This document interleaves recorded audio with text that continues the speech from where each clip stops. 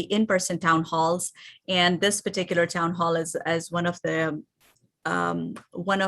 4 town halls that we did online, and we have 2 more that we would be doing in person, but they're kind of redundant communities within the same communities that we have had the webinar before. So yes, a little bit of duplication, but there are some community members and some mosque communities wanted to have an in-person session as well. So we are glad for the engagement, and today's topic is, how can faith-based free clinics help vaccine hesitancy to improve COVID-19 vaccine rates? We have a wealth of panelists here, and inshallah, we will be talking to them after the introductions and going over with some of the basics that that we have provided within for the EMPART project that this webinar is a part of. Okay, so this basically,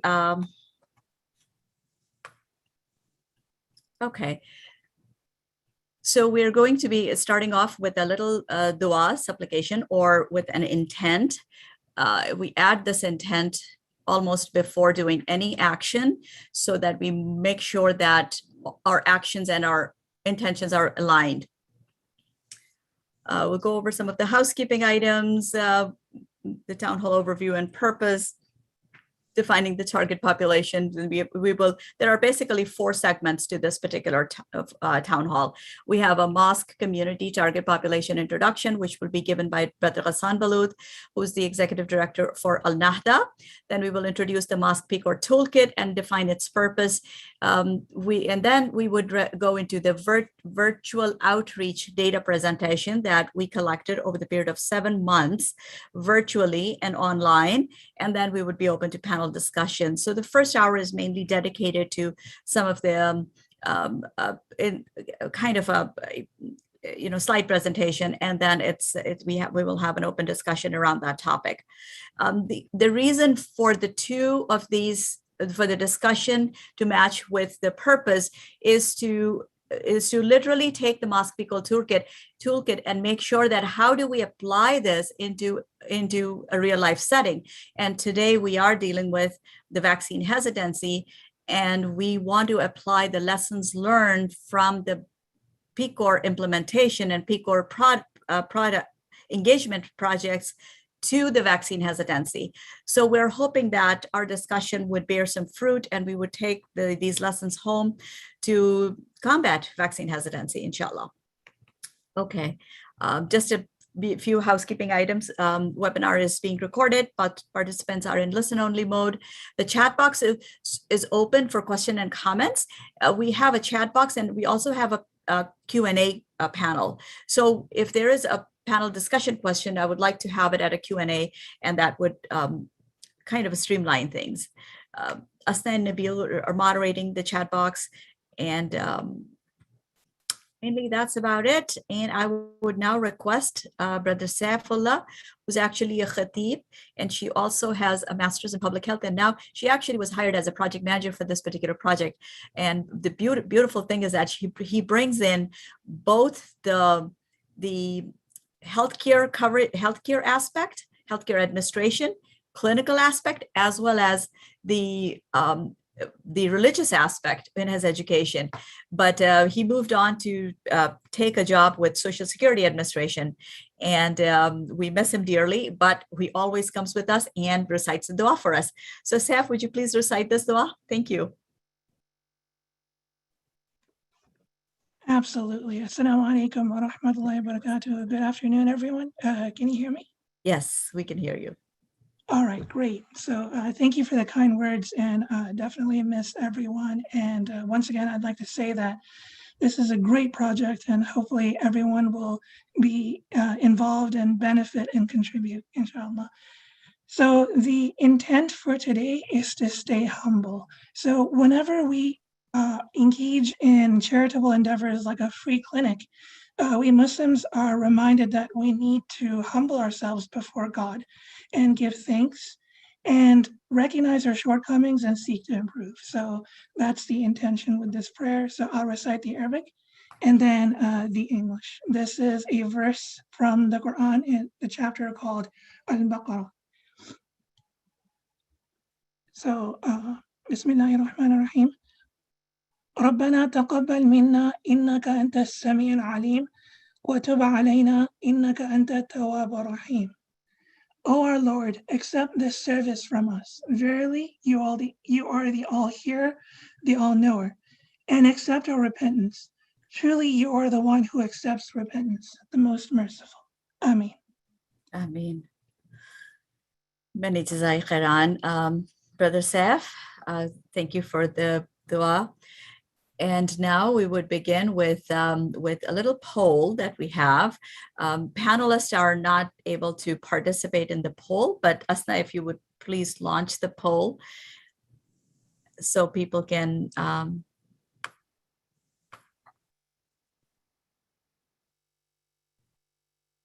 yeah, hosts and panelists cannot vote. So I will give a couple minutes for the panelists or for the people, for the attendees to vote on the poll.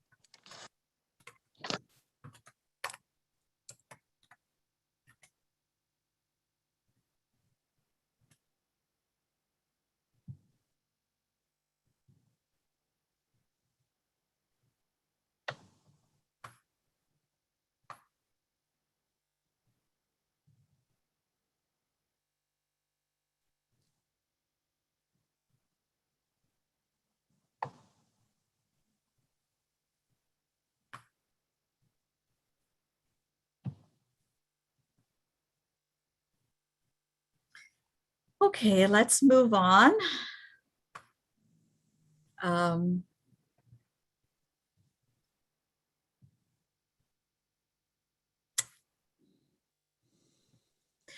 so this particular project background, I think, Asna, let us know when the poll results are ready. So while it's happening, I'm going to move on to provide a little bit of the project background.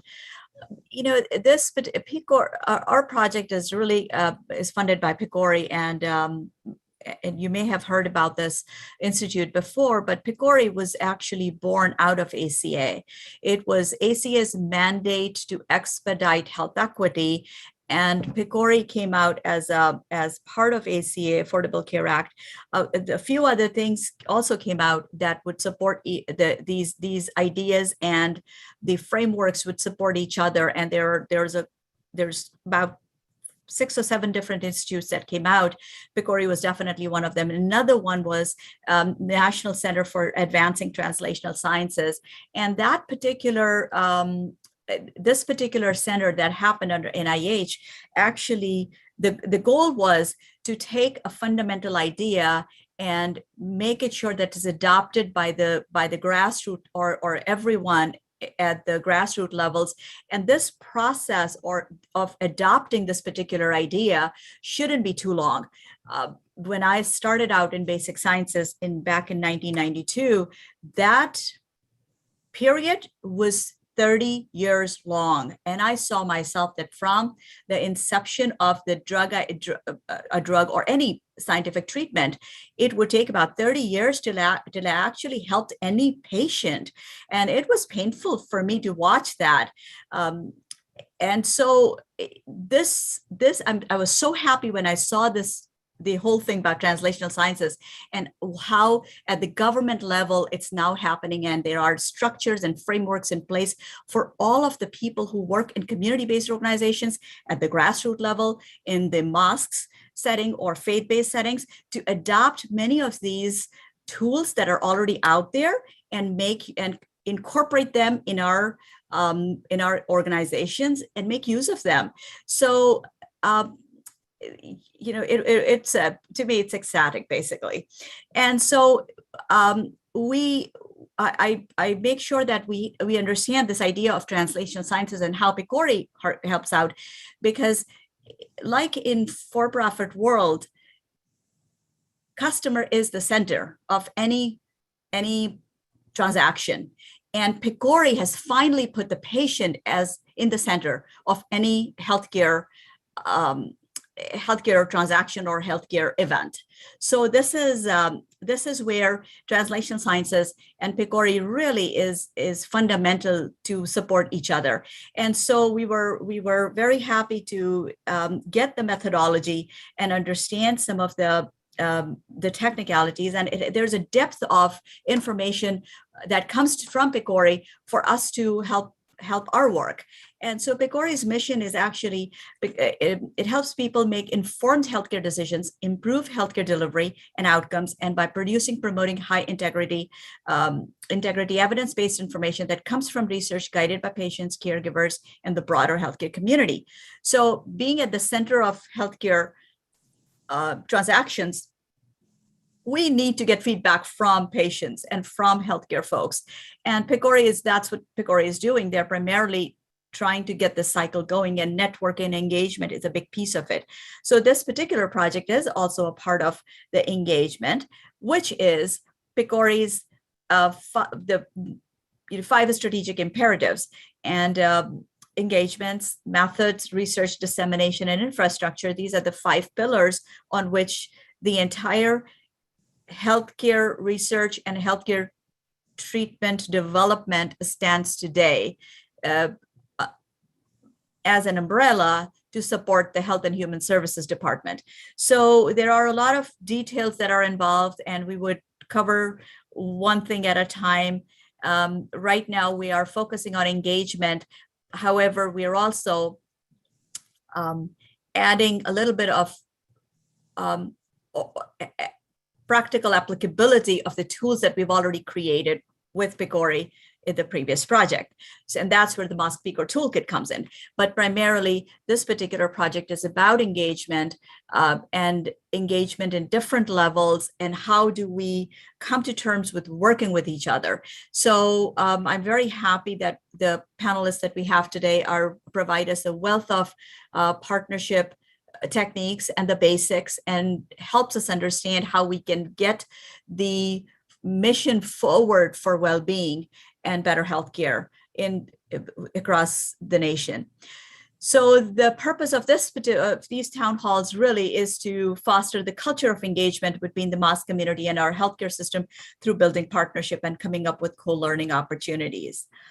So as I mentioned, that now we would be focusing on the first segment of our town hall, and then we would move on to the other. I would ask Brother Ghassan Balout, who is the executive director of Al Nahda, to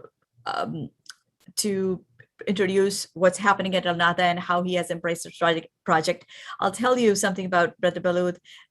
We met back in late 2015 or early 2016 through Compassionate Care Network screenings, and the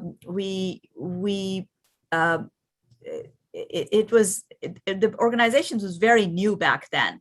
And I was thinking that it's going to take some time to get this organization come along.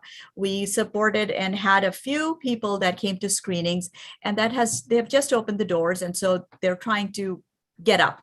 But literally in 5 years, Brother Ghassan has, taken Al Nahda from ground zero to all the way up until 5th or 7th floor at this point. So Brother Ghassan, tell us what's happening at Al Nahda and how you're moving forward. Thank you, Fatima. Thank you very much for your great effort and the team who put this together. I'm really honored to be part of this big project for the community. My name is Ghassan Balout. I'm a founder of Chicago Islamic Center back in 1990, and also I'm the director of Al Nahda Center right now. Al Nahda Center basically located in the southwest suburbs, where we serve a community of 30 to 40,000 people who live in that area. And mainly the suburbs that we serve, like Chicago Ridge, Worth, Oaklawn, Bridgeview area also, and Palos Hills, Palos Heights. So between 30 to 50 to 40,000 people who live in that area. Another center grown from to start as a small masjid where we establish some prayers to grow up to serve over 700 families in the area. We have people who attend the mosque on a weekly basis for prayer, about 1,500 people who come in every week to the center, and they get the benefit of different programs beside the 5 daily prayers and other services. Also, the mission or the vision of the center is to serve, educate through service, through education. We could empower our community.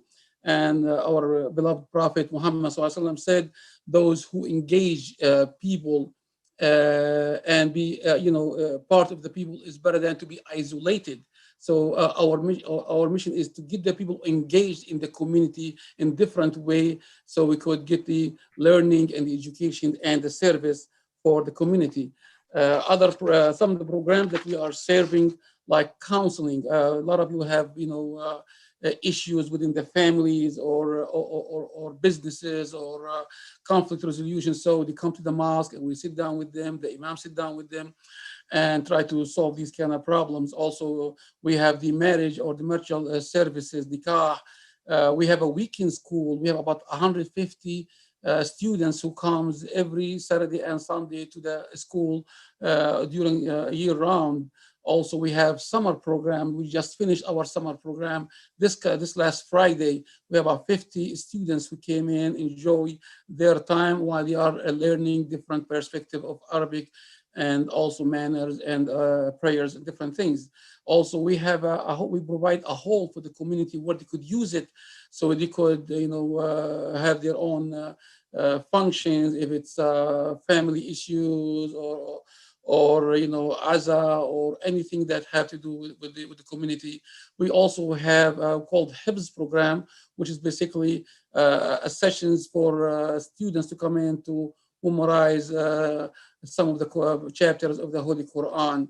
And also we have community outreach. We reach out for different organizations, different civic organizations, to the community, to the mayor office. All this is strengthening the relation between the center and the community around. We have weekly lectures where the imam give different lectures. As a matter of fact, right now we have a family empowerment program where we invite a man with his wife. They give us a lecture about how to start, training their children when they are 4 or 5 years old. So when they grow up, they have all these good things in their minds. So we have also the family empowerment program. We have the convert program. A lot of people ask about the faith and they want to know more about Islam or things. Then we have a committee, a team of people where they could answer their questions and give them more enlightened about the faith. Also, we focus on the youth, and especially in summertime when they are off schools, we bring them over to the center. We do some different activities for them beside also learning.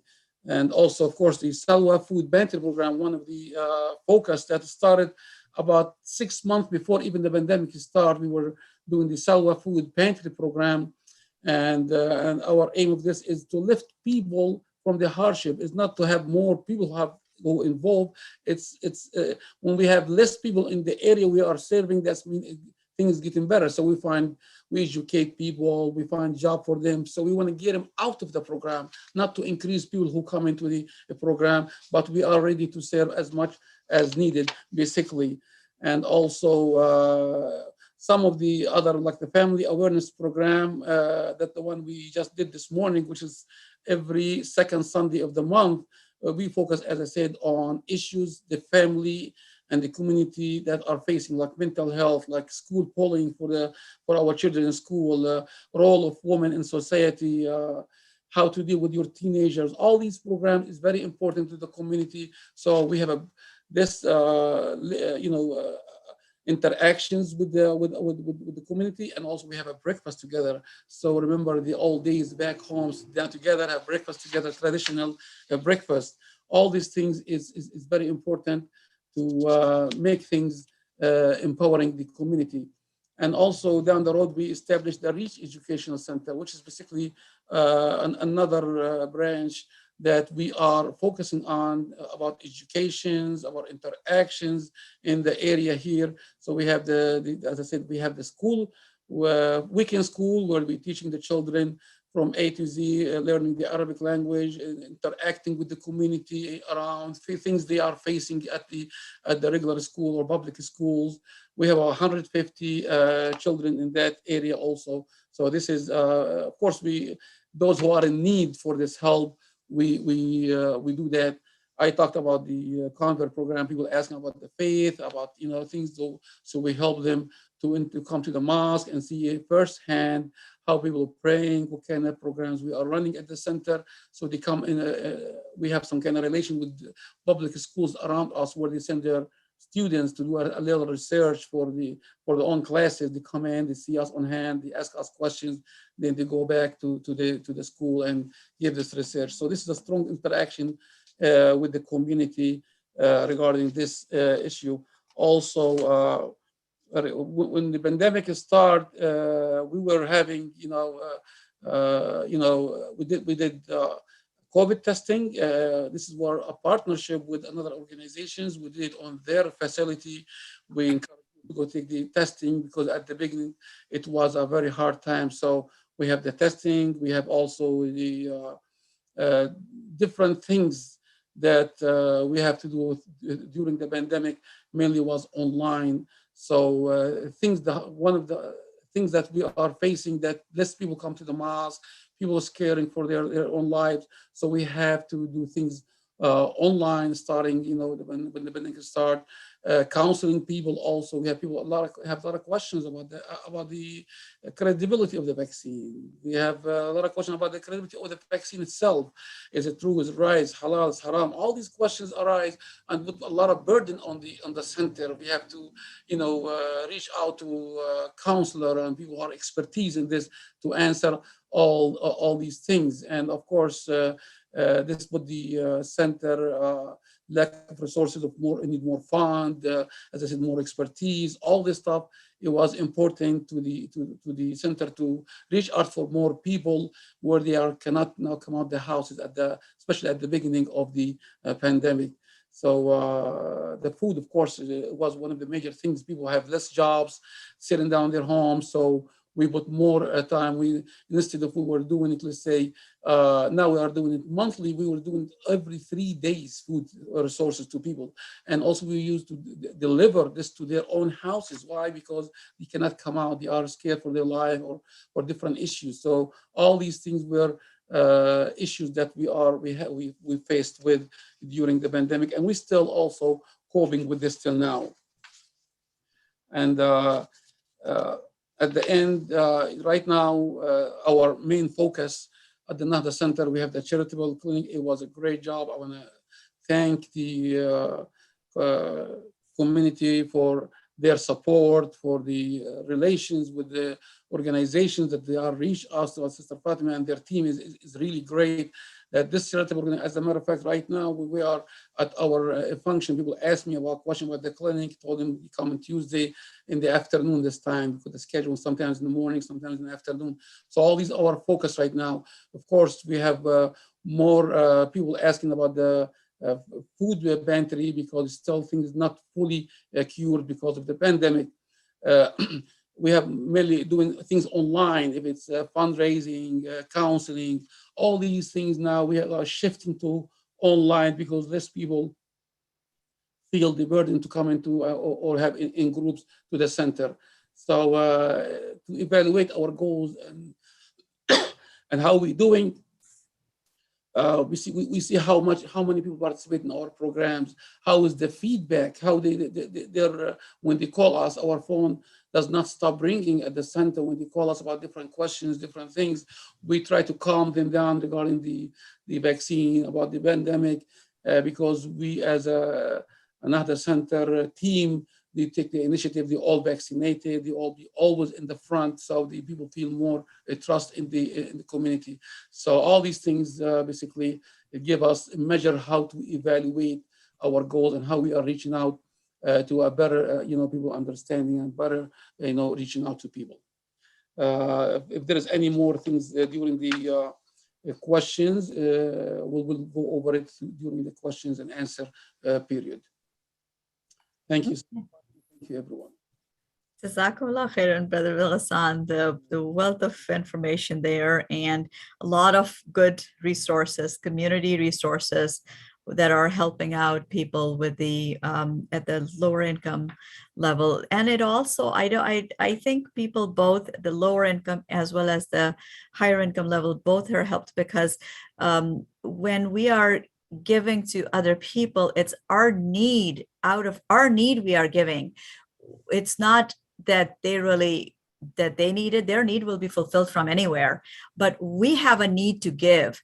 And I think it helps both of those sectors equally. So thank you for doing that great job. 100%. Thank you. Thank you, Fatima. Jazakallah.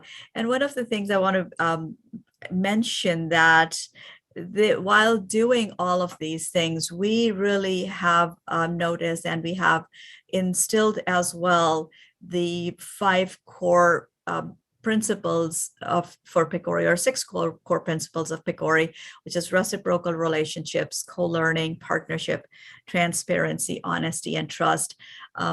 Each one of these values, we at Worry-Free Community, we have actually adopted these as our core values. And I'll tell you something, every single line item here is loaded.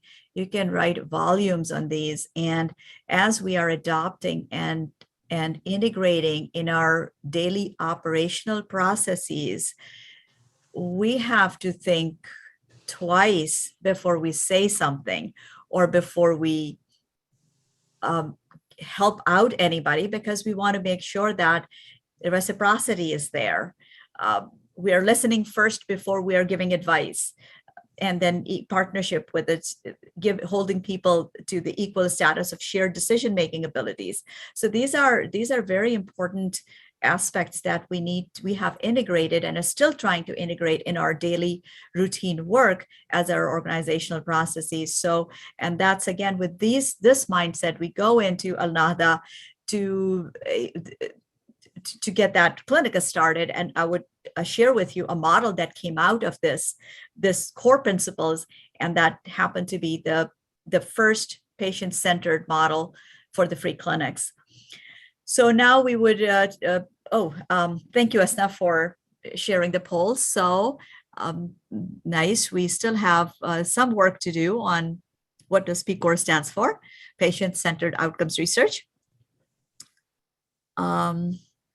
And the stakeholder groups, that's nice. So many people are, so we have quite a few clinicians.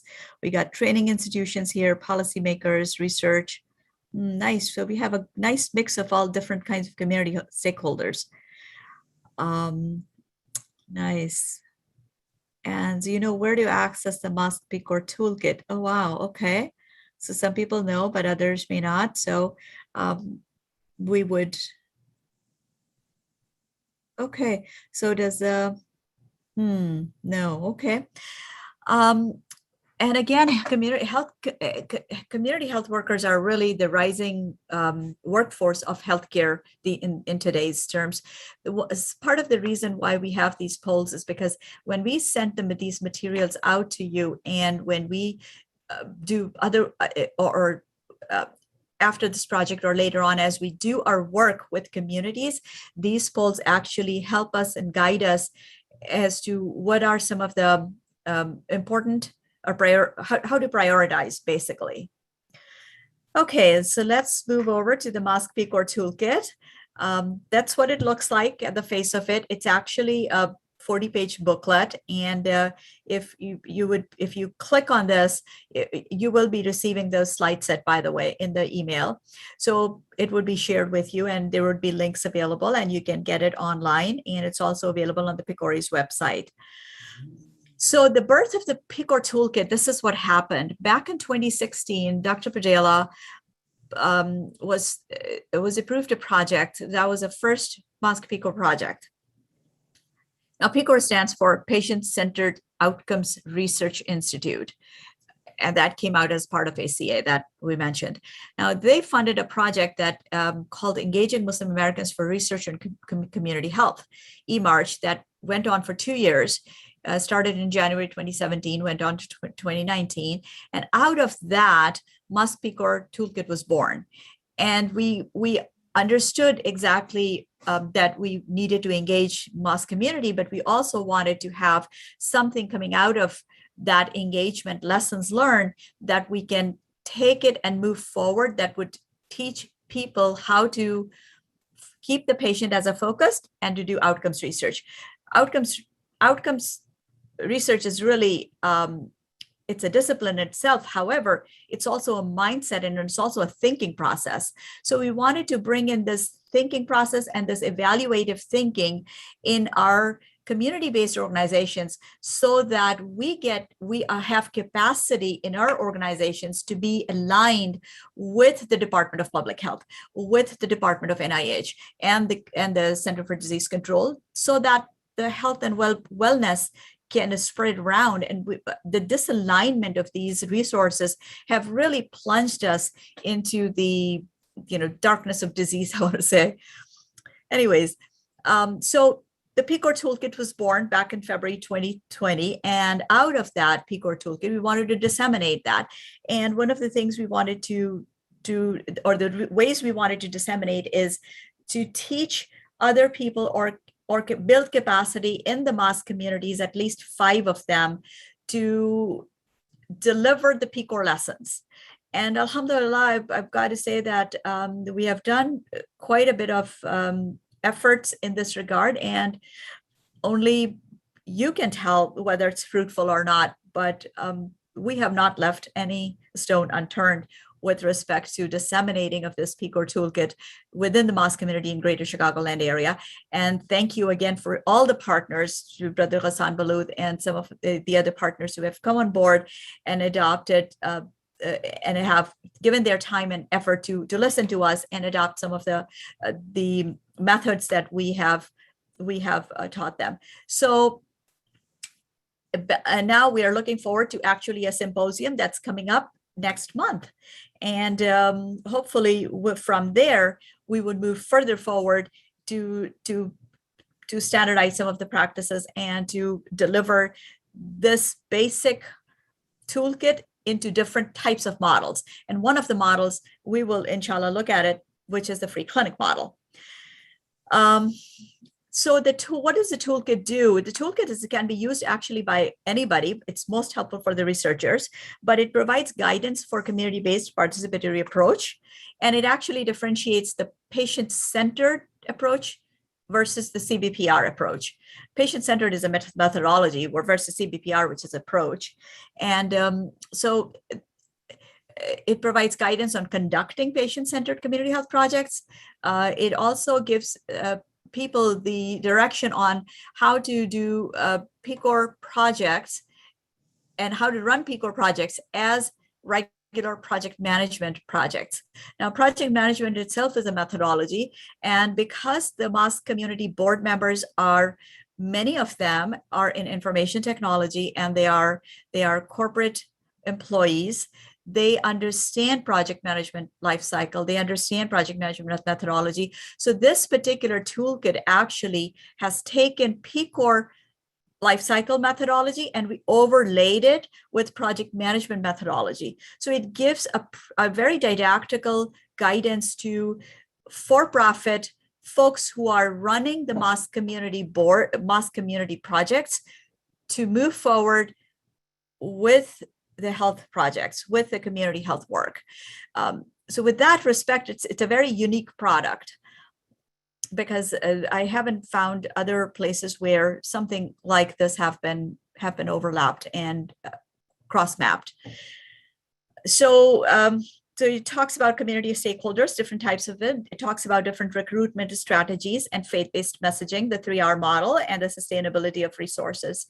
Again, we saw the mosque PCOR or mosque stakeholders, where there are 4 different levels And a patient, of course, is at the center. The primary levels are clinician, and then the hospitals, and then you have the industry and the payers.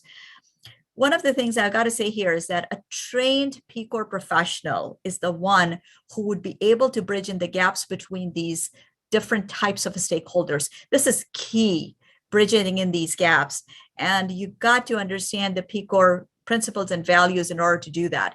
If you don't understand that, you would not be able to, people would not be able to run PCOR projects in a community-based setting. Our final destination with this particular project is really to see an emergence of a PCOR cab, which I don't know if it's going to happen or not. This engagement work turned out to be extremely much more difficult than what I had anticipated. So even though this is our dream with this project, I'm not sure how far or how close we are with this. The engagements, we have established it, but in order to have a CAB, Community Advisory Board, that is dedicated to the patient-centered methodology, which means that those people on the advisory board must understand how to run a PCOR project and what is at stake when they are running a PCOR project. So there's a lot of education that would be involved in developing that board. And honestly, that's another project itself. So that's where we are with this particular project. Again, going back to the methodology, it's actually a booklet. So there is 65 standards in this methodology, and 4 of them actually deal with patient-centeredness, and they give out guidance as to what exactly patient-centeredness is and how would you carry it on moving forward with your own projects. Again, very thankful to our collaborators. We're very honored to have Dr. Paris Davis today from Pastors for PCOR, who is our collaborator at this, and she's a savvy PCOR researcher and a savvy PCOR administrator. So we would love to hear from her in a short while. This is our project timeline. We are already in July-August timeframe. We actually started out recruiting 10 community health workers. We trained them in the community health worker model that we put together. In fact, Dr. Rebecca Johnson was instrumental in actually putting this together, and she brought in a lot of the lessons learned that she has been working with PCOR and with Pastors for PCOR into developing that training program. We trained the community health workers. It is a good solid 1 month worth of training every single day. The students have gone through at least 5 days a week, 1 and 2 hour lessons, and that went on for about 25 days. So solid training that took place. Then we connected with the mosque and we conducted the outreach. The outreach is now named as virtual outreach, called VirtReach. And then now we are on to mosque community town halls. And then we would be doing the final event in September, which would be this 2-day symposium. And that would happen on so the upcoming 2-day symposium is September 18th and 25th. Please save the date. We'll have 2 hours in the morning and 2 hours in the afternoon for both the days. Just a little bit about the mosque community health worker training model. We actually provided, we cross-mapped, we took the PCOR tools and we cross-mapped them with the American Public Health Association's community health worker competencies. So these are these 8 core competencies that is set by the American Public Health Association. And this is how all of the nation's community health training programs are coming up with. They are developing curriculum to build competency along these 8 core competencies within the community health workers. So we took the same standards. We actually cross-mapped them with the mosque PCOR toolkit and the PCOR tools. So the ambassadorship, the PCOR ambassador training was a part of it. We made sure that the students understood the PCOR methodology standards, especially with respect to patient-centeredness, the 5 PCOR principles. and the Mask PCOR toolkit was a part of it. So again, the project management methodology also went into it. The 3R framework went into it. The 3R framework actually is specific to talking to imams and talking to religious leaders in developing a health messaging. And that's what that framework is about. It was put together by Dr. Padela in our previous project, and it has been proven and now becoming a proven practice. And the research fundamentals course is actually online on PCORI's website, and anyone can go through these research fundamentals. They're really nice, about 20 hours worth of materials in there. They say you can do it in about 4 hours, but I think good 20 hours is where really you want to spend on it and make sure that people can understand that, and wealth of information and wealth of knowledge in there as well. Again, this is the kind of Anika Nirala, I want to say, is one of the phenomenal students I've come across with. And again, blessings to Dr. Rebecca Johnson, for introducing me to her. And again, Pastors for PCOR that has utilized her services as well in the past. And she puts together these maps and does data analysis on Tableau and put these beautiful pictures out. So it tells you exactly what's happening just in a second. So it tells you that since our headquarters, or we reside in the Glendale Heights area, we are influencing that area quite a bit. We also have a presence in North Chicago where we go out and do the community outreach work, and that's where we have a certain presence, and we have done some work in the Bolingbrook community. These are the 4 town halls that happen. Al Nahda community is actually relatively new for us. We started Al Nahda work back in February or January of this year. So we are still budding in that community, but we have started to make a difference. So this is one of the last things I want to talk about. This particular model actually came out of PCOR methodology and how we have interacted with PCOR. So Be Well Clinic, we had put together a clinic, a free clinic idea about 3 years ago, and we were still trying to see what is it and how could we make the most impact, and what are the tools that we needed to make the most impact. And so as we went on with our journey with PCOR, we recognized that those 5 principles of PCOR are crucial in putting these frameworks together. And the way we have used the PCOR methodology in our model, and this can happen with number of things. For example, for example, Brother Hassan is doing food pantry. And I'll give you a good example how to integrate PCOR principles in a food pantry. Now, we talk about co-learning and reciprocal relationship and partnership with food pantry.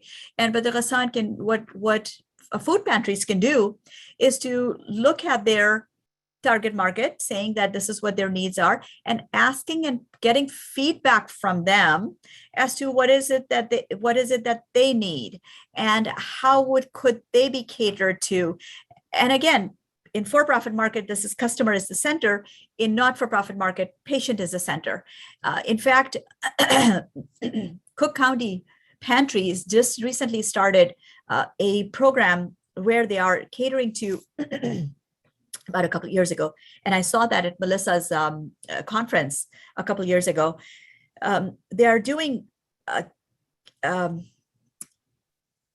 diagnostic-related food pantry items.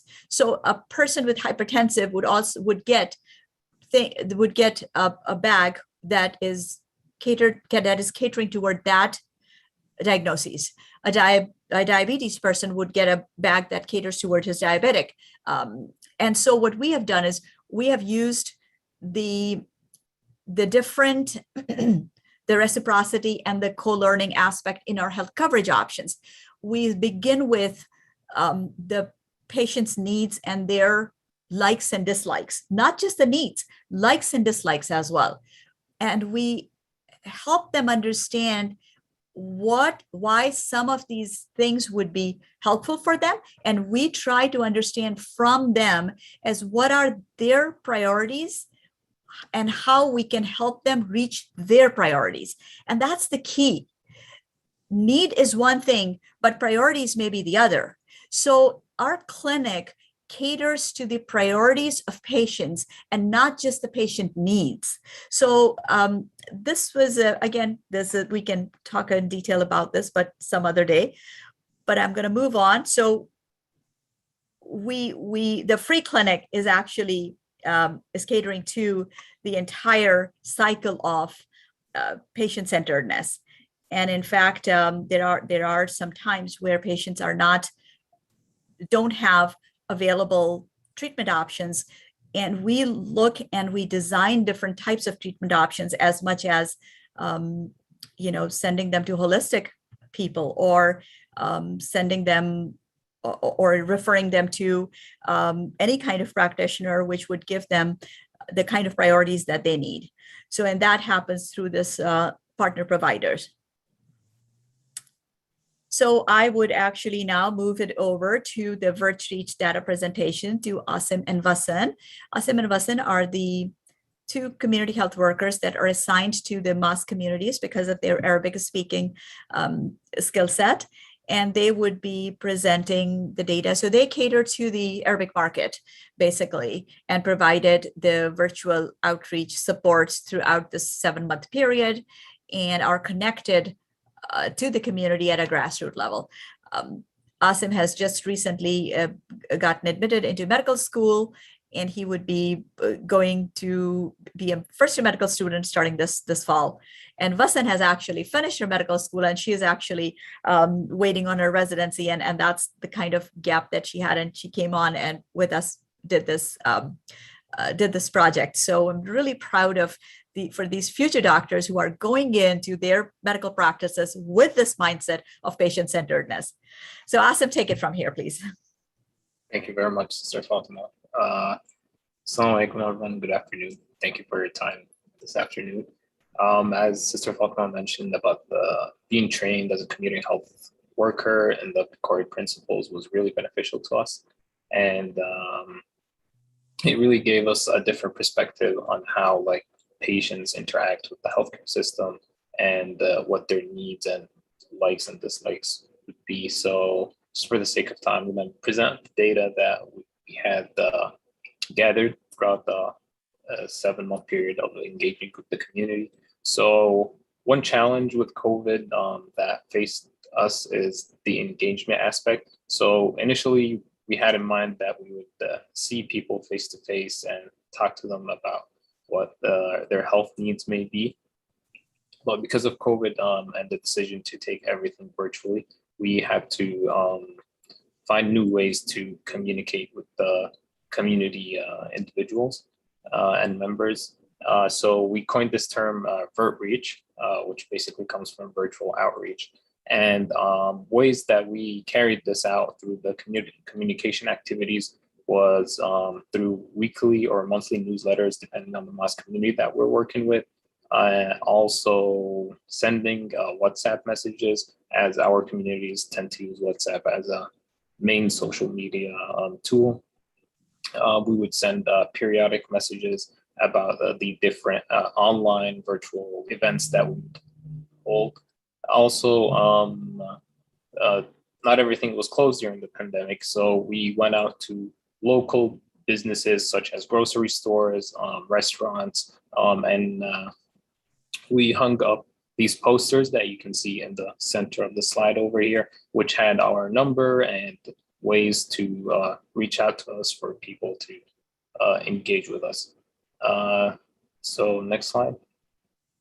So how people would get in contact with us, there was 3 different modalities. So we had a hotline which people can call anytime, and if there is a community healthcare worker available, they would answer them and try to understand what their health needs are and guide them through that.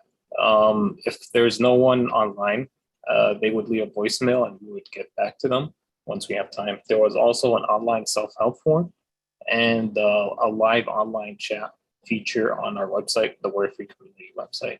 And we had a group of 10 community healthcare workers, and we had a schedule where people were available 7 days a week from 9 a.m. to 4 p.m.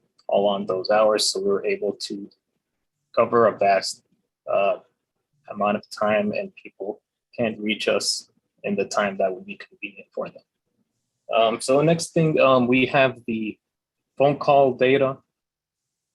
As you can see, the phone calls increased during the open enrollment period, as Work-Free Community is very active helping people sign up for medical insurance. So during the December period, we had 367 calls. And then you can see how the phone calls went down a little bit afterwards. But during the extension of the open enrollment period in March and April, we had a spike of back in calls. For the phone calls, mostly it was the access to care and healthcare coverage. We had a total number of 1,281 calls. Of those calls that weren't like duplicates or spam calls, there was a useful number of calls of 1,176. Also, the total calls that was answered where the community healthcare worker present was 484. These calls were divided into 50% access to care, 20% that needed some direct form of health help, like a doctor or free clinic. Also, we had some people that required financial help during COVID. Some forms of this was like parental assistance. We know that there was many programs that were available during COVID, and we played a role in explaining some of these programs to people and also helping them to get connected and applying to this program. Also, there was mental health and some other miscellaneous needs that some callers would request. So the next slide is the web chat data. And this is a feature on our website that we had. Unfortunately, this is like some new modality that our community members are not really aware or not really comfortable using. So when you visit our website, the chat bubble would pop up and we would have a community health worker that would send the message and tell you that we're available to help you. So people would respond with one message and not continue. So this is a challenge that we might focus on in the future, and seeing how people can use this feature more often so they can get the help that they need. On the next slide.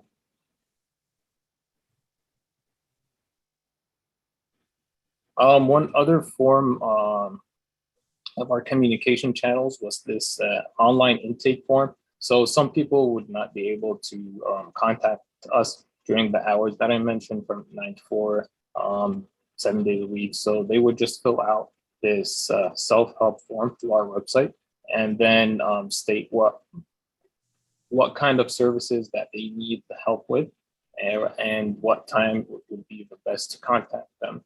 And we would contact them in that available time. As you can see, 52 people filled out this form. 19 requested access to care, 13 were regarding social services, and 11 wanted more information about the free clinics. Next slide is gauging the community events that we had virtually and how that translated into the website traffic for the Worry-Free Community website. So we had 6 different events or newsletters that were sent out, and along those events being conducted or these newsletters being sent out, we saw a spike in website traffic.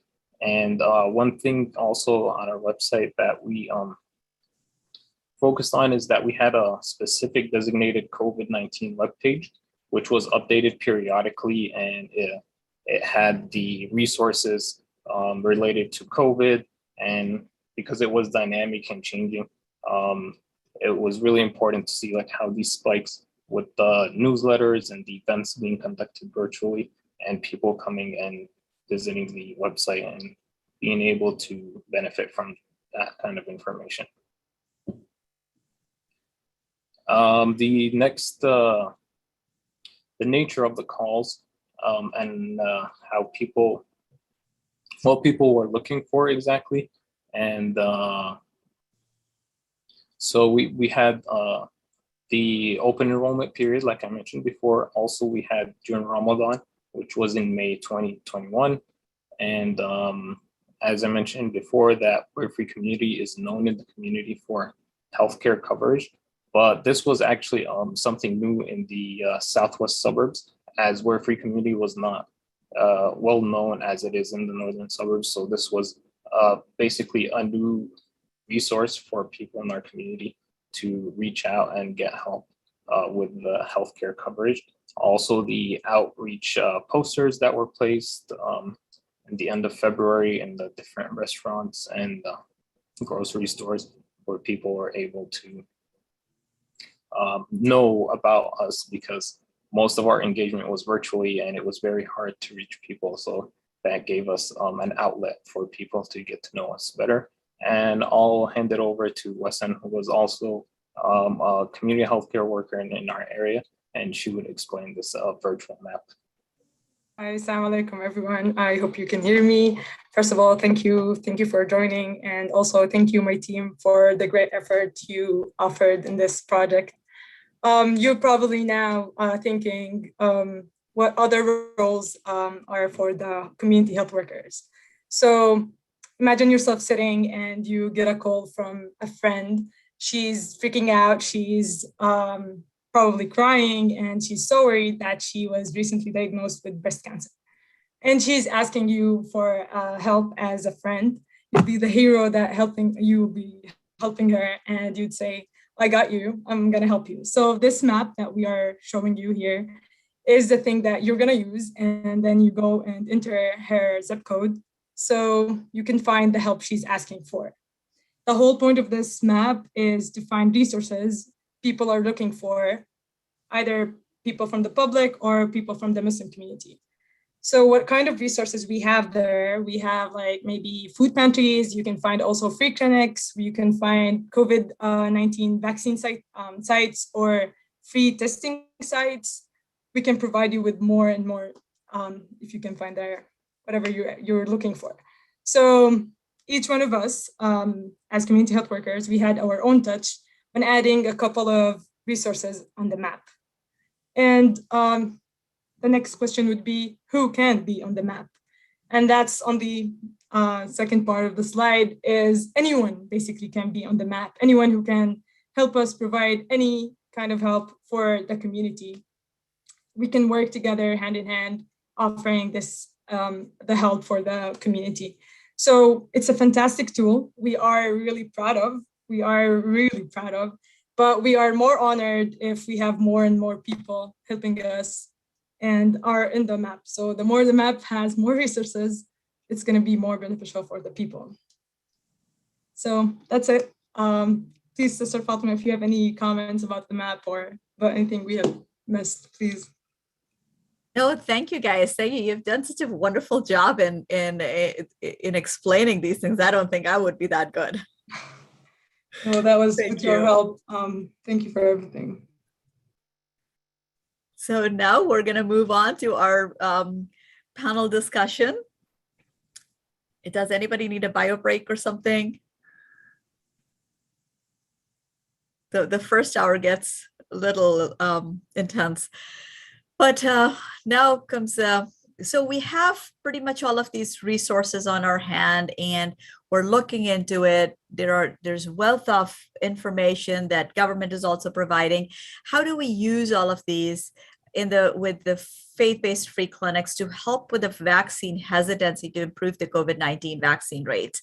And that's really the question that most people have, and we want to use the platform for vaccine hesitancy or free clinic to combat that. So our panelist today, or was supposed to be Shadin Mali, but she had a last minute emergency that came up, and she's not been able to join us here. But Mary Newman, the Congresswoman, Illinois District 3rd, she was actually part of our ribbon cutting ceremony. She was the one who cut the ribbon and helped us inaugurate with the two mayors of Oak Lawn and Worthwood also present there at the free clinic event that happened in the early part of July. And so we have their full support. Unfortunately, she was unable to make it here today, but they're interested in data. They're interested in how they can impact, and they're listening to us, which is the great thing. So a lot of lessons from here would also go back to them. We will share with them, and we're honored to have Kirsten Peachy, Melissa McGuire, and Dr. Paris Davis with us.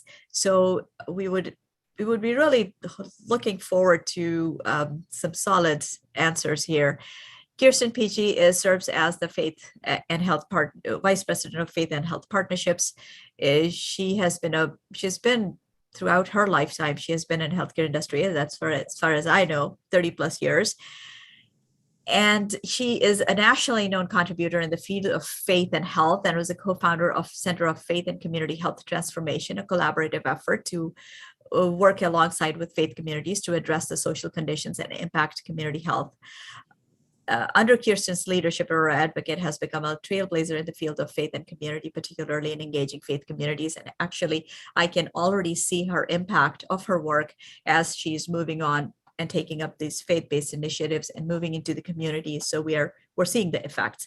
Now, Aurora, I just want to mention that about a few years ago, Aurora Advocate, Good Sam, that's where she was. She used to be. It became a part of Aurora Health, and this is all under the ACA that's happening. These big the umbrella organizations are forming as accountable care organizations, and they are taking care of communities. So it's very crucial, extremely crucial for community-based organization to be part of these big accountable care organizations so that we work together with them. If we work in silos and they work in silos, the community will not benefit. In fact, we will hurt community together. And that's who need to be at the center of. Patient is at the center of this core. So Kirsten is a proponent of that. We have Dr. Paris Davis. Oh my God, I can't say enough about this woman either. She came from for-profit corporate, and she understood, I think in a snap, she got the idea of patient-centeredness. Yes, this is my customer. And we will hear more about her. And she has been running the Pastors for Peace, or the organization, since I believe they co-founded Total Resource CDO in 1999 as a 501c3 for several of these different health-related needs: housing, utility payments, youth, health. And we see that now we have started to measure these even at the community-based level. So she comes in with as a 30 plus years of senior management experience with for-profit organizations. And she served at IBM, senior project management, and as Harris Bank as vice president. Dr. Davis teaches and consults on the local, regional, and national levels for government, businesses, and faith-based entities in leadership forums and organization formation and sustainability. She has served as the executive director full-time since 2005. In 2019 alone, direct support of $8 million was provided to families free of charge. And she has been a principal investigator for P4P, I believe it's starting 2002 or and onwards. So it's been more than 7 years. I know that for a fact. And she's also an MPI with Northwestern University and NIH for the Decipher Circle. This is another project that's going on. And by the way, if you get a chance, Circle Chicago, CIRCL, if you Google that, it'll show the progress, the project progress. And I'm really happy to follow this project, and it's coming along very well. So whenever you get a chance, definitely Google it, and you'll find a wealth of knowledge and information on that. She has published vastly. She's published 7 books, and I haven't read any of her books, I got to be honest here, but I intend to go through all of them because I'm sure there are some really good lessons learned in there. So looking forward to hearing from Dr. Davis and Melissa McGuire, as I say, are the queen of our partnerships. our queen of partnerships. Probably everyone knows of her. And if you don't know her personally, you will probably know of her. And she actually oversees IAFCCs, which is there are 52 free and charitable clinics in Illinois. And Melissa has been really instrumental in taking the mission of free and charitable clinics forward for the past 5 years that I've known her, or 4+ years that I've known her. She's done phenomenal. And our inspiration of having the free clinic really came from her. Until then, I hadn't really looked into getting a project going, but as soon as Melissa came in and we started chatting, voila, this thing came up. And in fact, the free clinic that we have at Al Nahda, it is the fruit of Melissa's efforts day and night that she has been after. So she is now actively involved in literally fundraising for all the free clinics, and she's connecting people to all of these resources and helping them fundraise for every clinic in not just in Illinois, but she's in fact influencing all the neighborhood states as well.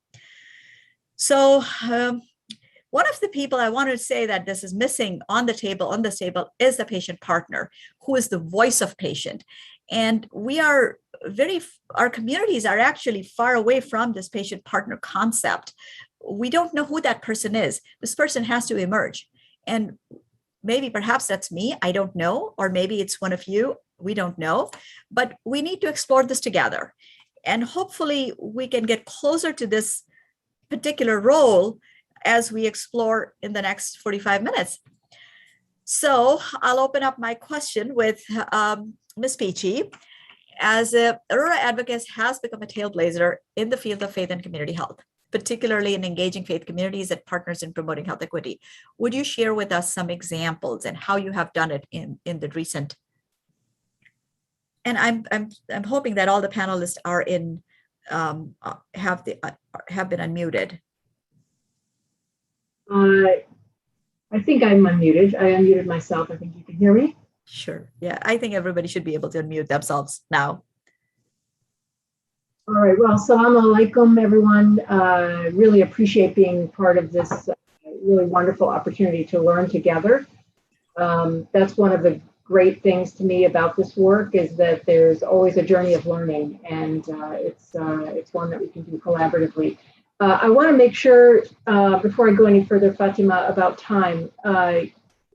How long should I go? Can you just give me? So basically, we'll have a couple questions, or have a question, and we'll go around the panel with one question each, and then we'll perhaps come back and perhaps we have other questions from the chat from our attendees, and we would be answering these. So just a few examples.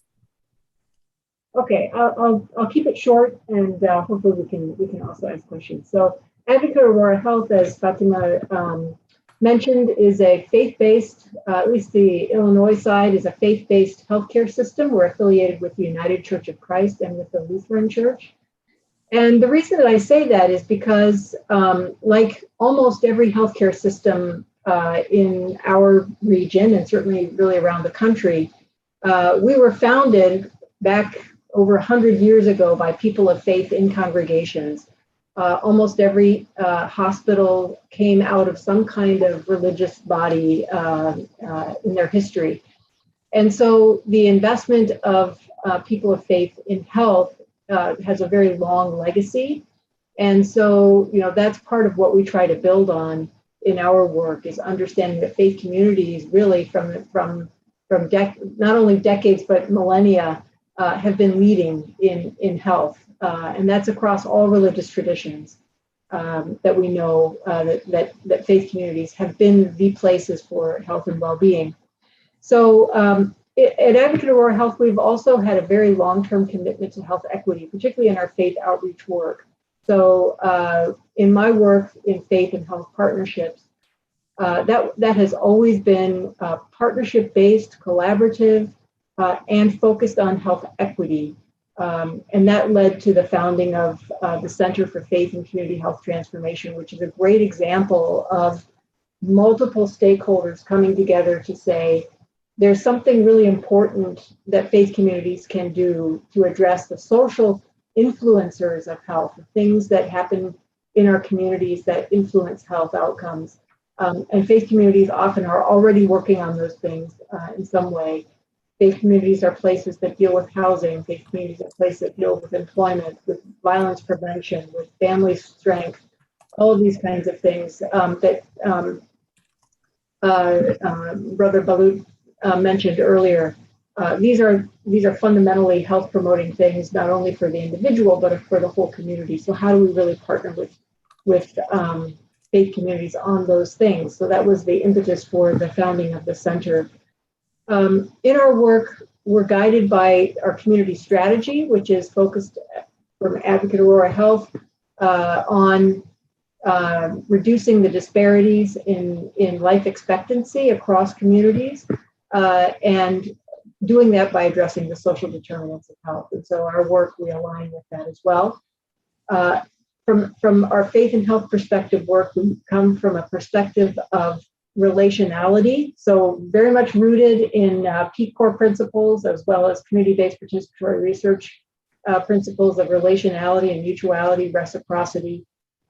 Faith and spiritual practice as being a powerful transformational force within the community, and also bridging and connecting, and really trying to bridge between the healthcare system and faith communities, as well as across other partners as well.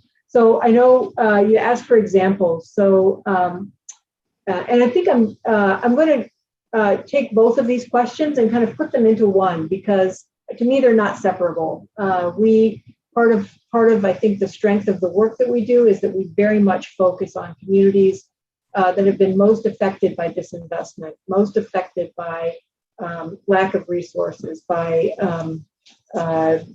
being left out and not included in development opportunities. One of the places where we've had a long-term program is called Faith Community Nursing. It used to be called parish nursing, but that is a particularly Christian and particularly Catholic way of understanding faith communities. So now we call it faith community nursing. And this is a model, it's a specialty practice of nursing where nurses are placed usually in congregations, and then they work with the members of those congregations, as well as with some of the outreach programs of that house of worship. We're trying something new where we're basing this faith community nurse in a specific community. So not just in a congregation, but in a community. And then that nurse works with a network of congregations, as well as being sort of grounded in a community-based organization. So right now in Illinois, we have a faith community nurse in the South Chicago neighborhood, as well as one in the Avondale neighborhood. These are both communities that are in our service areas near one of our hospitals, and they're centered in a community-based organization. So they are placed and housed in an organization that's grounded in the community and that's sort of a community center. In addition to the faith community nurse who does health education, helping people navigate the healthcare system, bringing together support groups, helping people with referrals, networking, we also have what we call a community connector. And that community connector is kind of a cross between a community health worker and a community organizer. And the role of that community connector is to be the weaver across the community of all the different things that are going on. So if one congregation is working on violence prevention and there's another faith-based organization on the other side of the community that's working on the same thing, they don't know each other, part of the role of that community connector is to bring those together and to really be the voice of the community back to us so that we understand what's going on in the community. So this has been really important since we're on the topic of COVID response.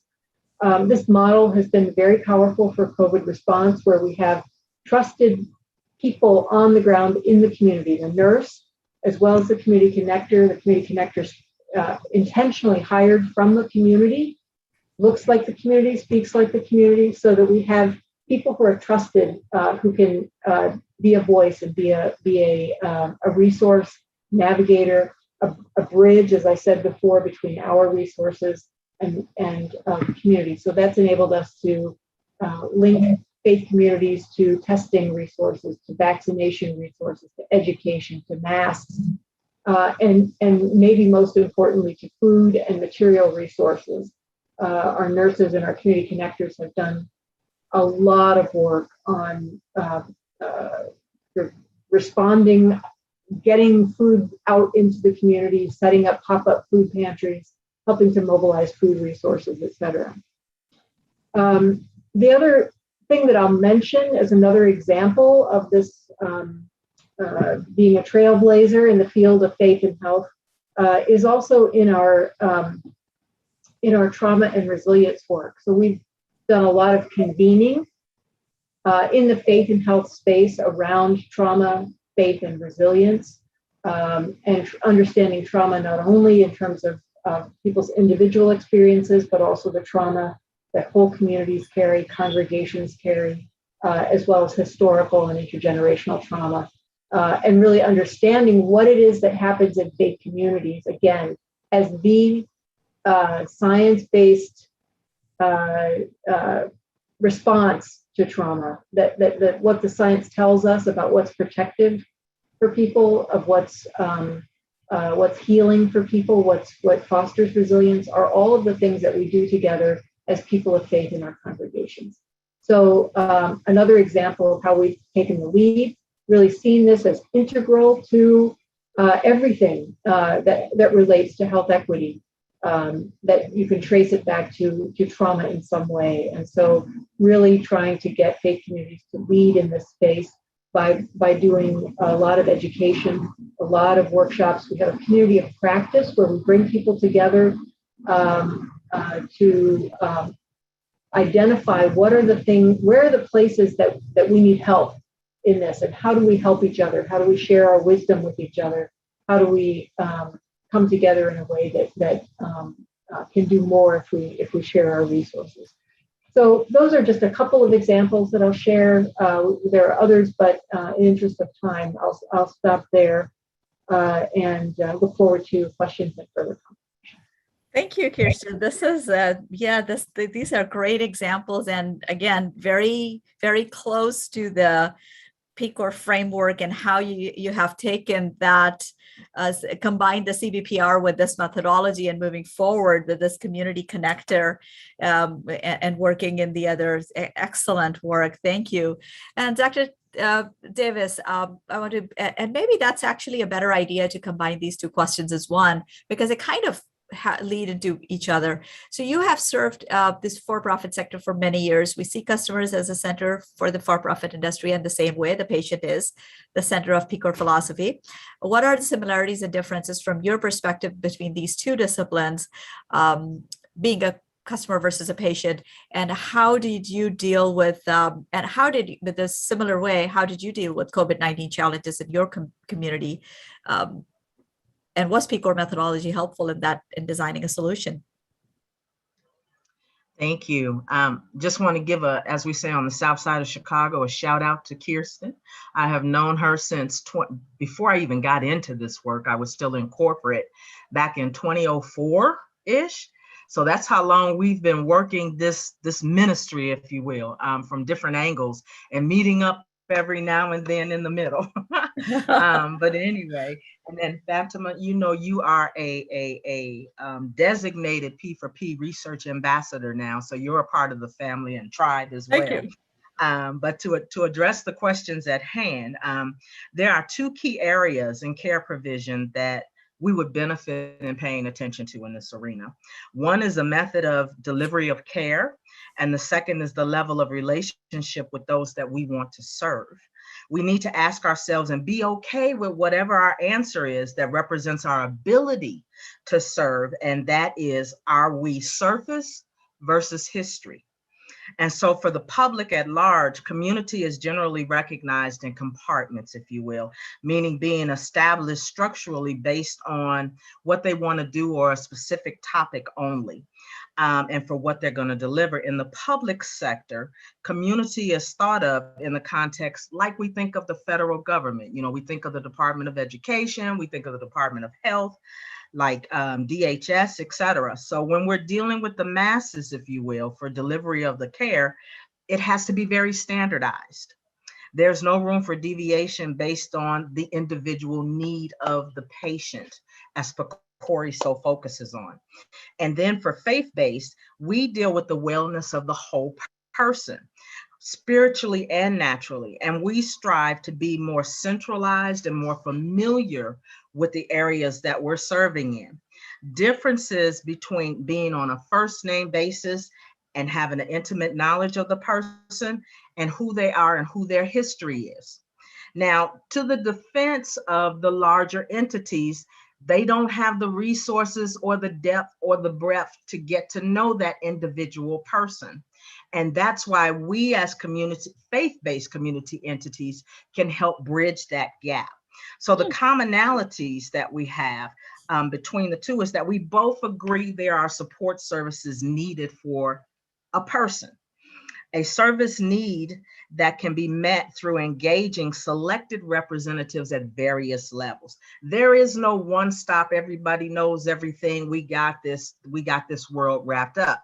No, we don't. And that's why each of us is here with a designated purpose to help meet the needs of the community and the individual that we serve.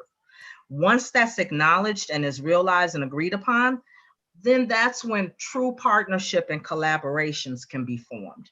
The difference between the two types of entities is the ability to move forward and to address the need and how efficaciously that can be done.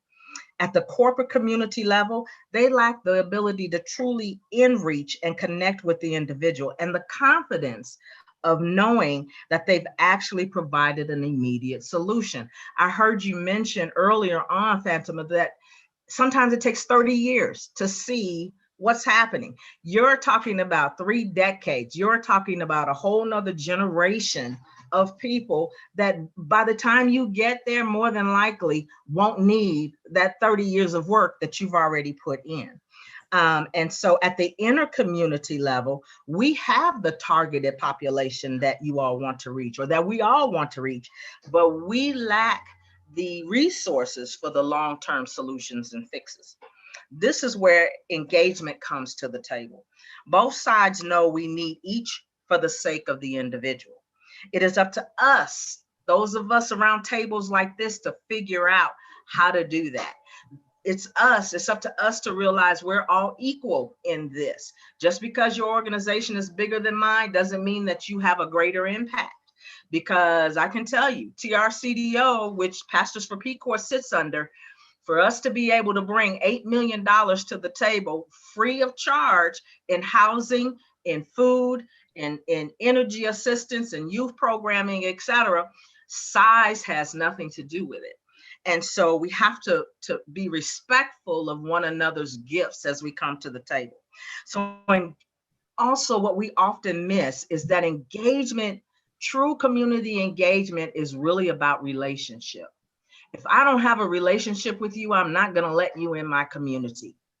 When we get to the faith-based entity, the pastor is not going to give you access to his sheep and those that he's been given charge over for their well-being.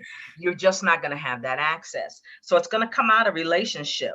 And so determining true engagement is going to be open and honest about the depth and the breadth of the relationship you really want to have with those that you're serving.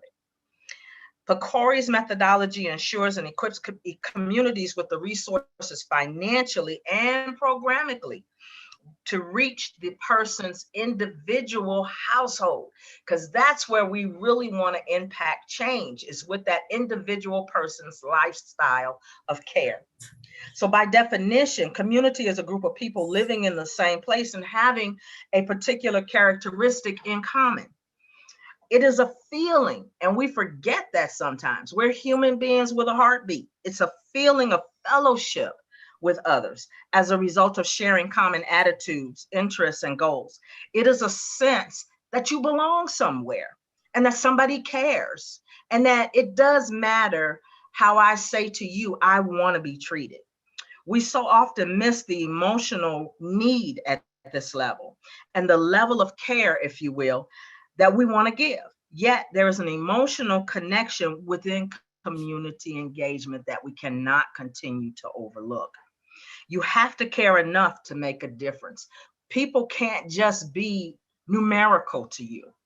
There has to be the recognition that there's a heartbeat going on for the services that we're providing. And Corey gets it and is bringing all needed stakeholders. It doesn't matter if you're medical, academic, if you're a son, a daughter, a mother, a father, whoever you are considered a stakeholder and you have a voice at the table. And having that conversation on how we make it happen has been at the forefront with PCORI from day one. True engagement is knowing those that you serve at any level, knowing the personality of its families and individuals within the community, not just from a data perspective.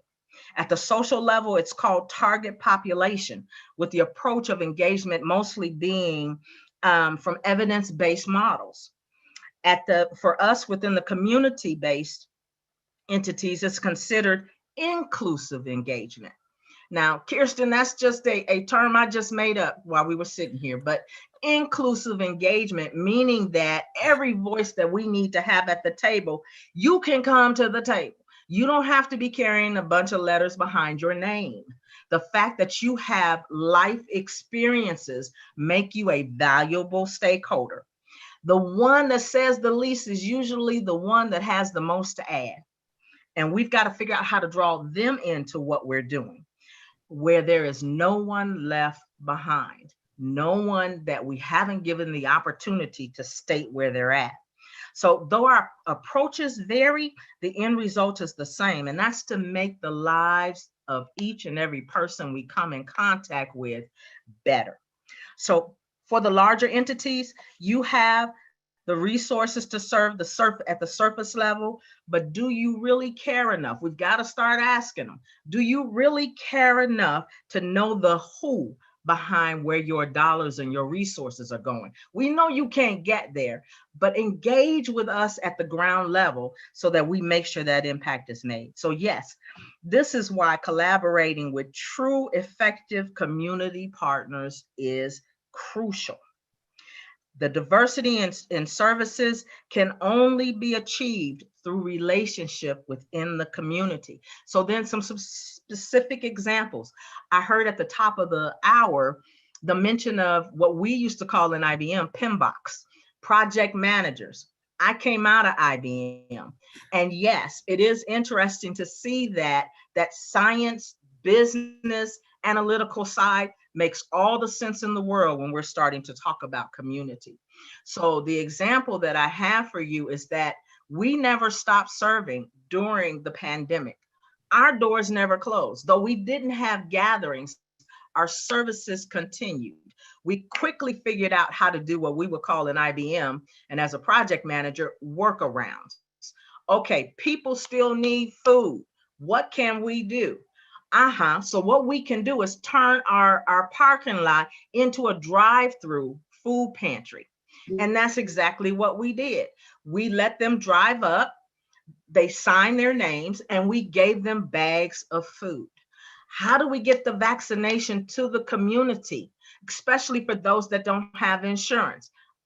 Let's partner with the Chicago Department of Public Health. Let's partner with the local hospitals where they come on site and then do the screenings, et cetera, and give the vaccinations right there in our parking lot or right there in the building across the way. Still keeping in mind social distancing, still keeping in mind that we're in the midst of a pandemic, but figuring out how to work around with partners, how to work around any challenges or obstacles that found themselves getting in the way of us keeping people's lives safe and getting better.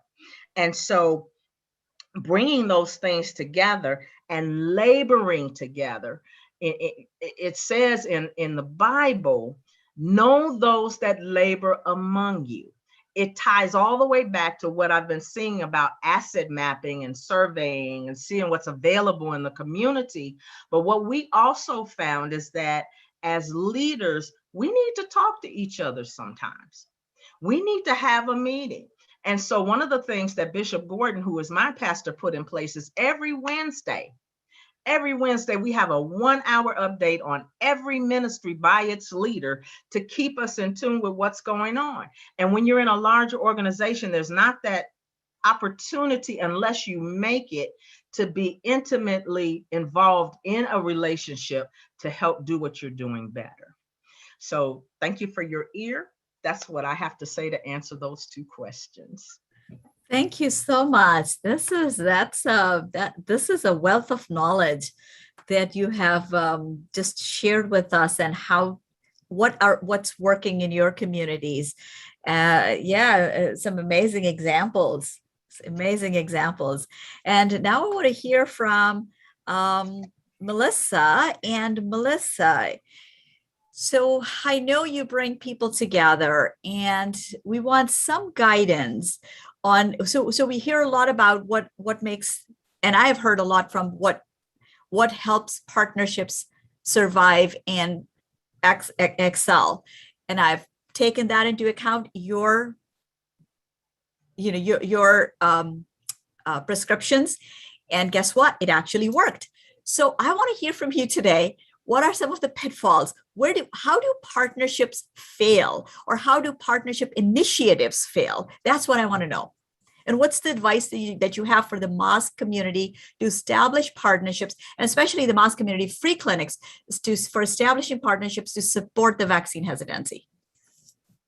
Well, first of all, thank you so much. I'm so honored and humbled to be on this call with these panelists, and I wish I didn't go last because they have such important, powerful messages and things to say. Fatima, you always bring the reality, the energy, the passion, and I have a little spot in my heart for Advocate Aurora, as I am a member of Peace and Morale United Church of Christ, a UCC church, and Dr. Davis through Northwestern and some other partnerships. When I was part of the night ministry, the research group out of Northwestern was part of a small little project that I was involved in, where we looked at homeless young people and their experiences on the streets, and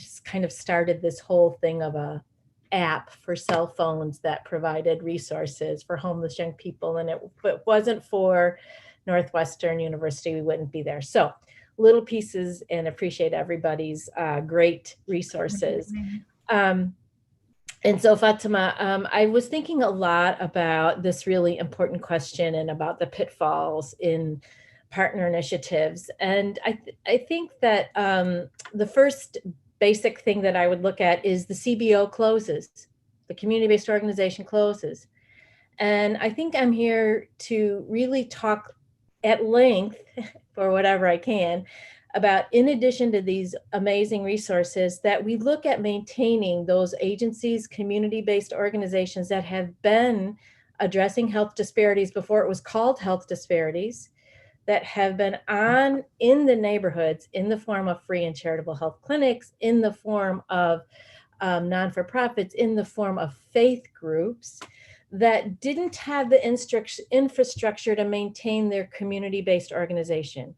And so what I would say some of the pitfalls have been in partnerships is you have 4 or 5 people get real excited, they get real passionate, and the organization can't keep their doors open because they can't fundraise, because they don't have a board of directors that knows that a lot of their role is to keep the doors open, right? They all like to do programming, but the board really needs to keep the doors open. So I'm going to say that the stuff that's not fun to listen to, but I would say a pitfall of partnerships that I've seen is that the initial mission and vision can't get carried through because those people that started that conversation can't keep the doors open. So what I would say is, as we look at increasing these amazing initiatives, we look at being able to identify those community-based partners that are effective and efficient, and we spend time with them to talk to them about, what does your board look like? who are the leaders of your CBO that both look like the people in your community that you believe can be coached, mentored, trained to become management, that can be trained to become executive directors? Because many times those very excited, passionate executive directors with the great ideas leave. And then there's a void. Like who carries this up? So I would say the first thing that I would say about pitfalls of partnerships is the lack of the infrastructure or the sustainability of the organization that kind of gets this great idea going. I would also say that some of the pitfalls of the partner initiatives, and I'm just going to, Fatima, you know me, I'm honest, and I'm going to just say it, is that the mission gets watered down because all of a sudden we see a pot of money over here that we say, okay, we can change what we're doing because now we see job training and we've never done job training, but let's try job training. And so while I think it's important to expand, and while I think it's important to listen to our community, and while I think it's important to be able to adjust, we have to stay true to our mission. And we have to be careful about the resources that we bring in. If it expands our mission, we have an honest conversation and we say, okay, when we talk about a free and charitable clinic, we really wanted to start this free and charitable clinic to serve this one particular area, this one particular. Do we need to expand? Yes. If we're having barriers to healthcare like food, yes, we need to look at what are the social determinants of health that are impacting our patients from getting to our clinic, right? But prior to COVID, our clinics had food in their waiting rooms. Prior to COVID, our clinics were doing job training. So what we want to find out, though, is we have to be careful that we don't mission drift too much. And we have to have partners that can be real honest and say, this would be great for expanding our mission. This does not expand our mission. The other thing that I see as failing with our partnerships or our initiatives or our pitfalls is it's okay to change leadership in your direction of your partnership as far as who's going to lead this. So an example I can give is that prior to working here I've been at Illinois Association of Free and Charitable Clinics for 5 years. And because of COVID, I feel like I can say 20 years. It feels like 20 years that I've been here, right? We can all add whatever time frame, right, that we can do that. But prior to this, I worked at the night ministry and I worked with the health outreach as well as the homeless youth program. And what I found to be helpful is we had a core group of providers. So like the National Runaway Switchboard and the night ministry, and we had different providers. And as different directions and needs came, different organizations would take the lead and say, okay, I'm going to take the lead on this one. And when you do a partnership, you need an organization to say, I'm going to take the lead. I'm going to make sure the meetings get held. I'm going to make sure we keep track. And it's okay to say, for a not-for-profit to say, I've been the lead. So when I was at the night ministry, one of the things we did was try to do a training program for runaway and homeless youth providers. And I took the lead for 3 years. And then I said, guys, I got to tap out. I'm exhausted. I need somebody else to take the lead on this one. I will support, but I need somebody else to do that. So I think it's okay for your initiatives to be flexible and fluid depending on the length of time. So what advice do I give the Mosque community free clinics for establishing partnerships to support vaccine hesitancy in our communities? The first thing I would say is to learn why people are hesitant. People, I think now, we are done with the sprints. We're now in a marathon. And I think for some people, the hesitancy is true mistrust. And to hear that, and I heard from a provider, I went to another open house for another clinic, and there was a neighborhood group there, and the person said to me, they didn't say it out loud, they say it to the side, and they said, y'all weren't here before COVID. Now you're here. So we need to listen to the people that have said, where were you 2.5 years ago? And to be okay that they are hurt. right? And to not make it right, to hear why they're hesitant. And sometimes it might take a while to hear why they're hesitant and why the mistrust is there and why they might not trust me. And that's okay. I think sometimes people are hesitant. It might be because it might not be mistrust. It might be a shame thing that they don't have the information, but they're not going to tell you they don't have the information. I know all this stuff, right? And so it's okay to gently re-educate over and over and over and over again. We have a grant with the CDC for rural health providers. And what we're doing with our rural health providers for COVID hesitancy is we're moving from education to motivational interviewing. And I don't know if you're familiar with that framework and that approach with people with chronic health and chronic addiction. And motivational interviewing is really an evidence-based approach where you listen and listen and listen until you hear the change talk in the person. And then you start pushing them to tell you more about their change talk. So I think some of it is also just a fatigue from people of saying, I'm tapping out of this whole conversation and I don't trust you. And to look as a marathon, we're looking more at motivational interviewing.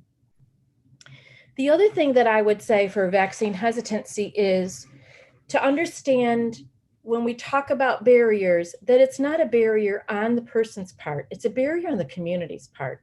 And what have the barriers that the community put in place for these?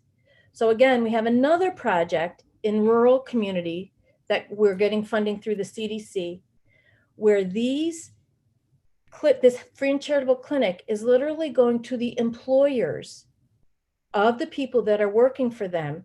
And you know, a lot of times in construction, there's a two-tier employment and construction industry, right? There's the people with benefits and the people without. We don't talk about that, right?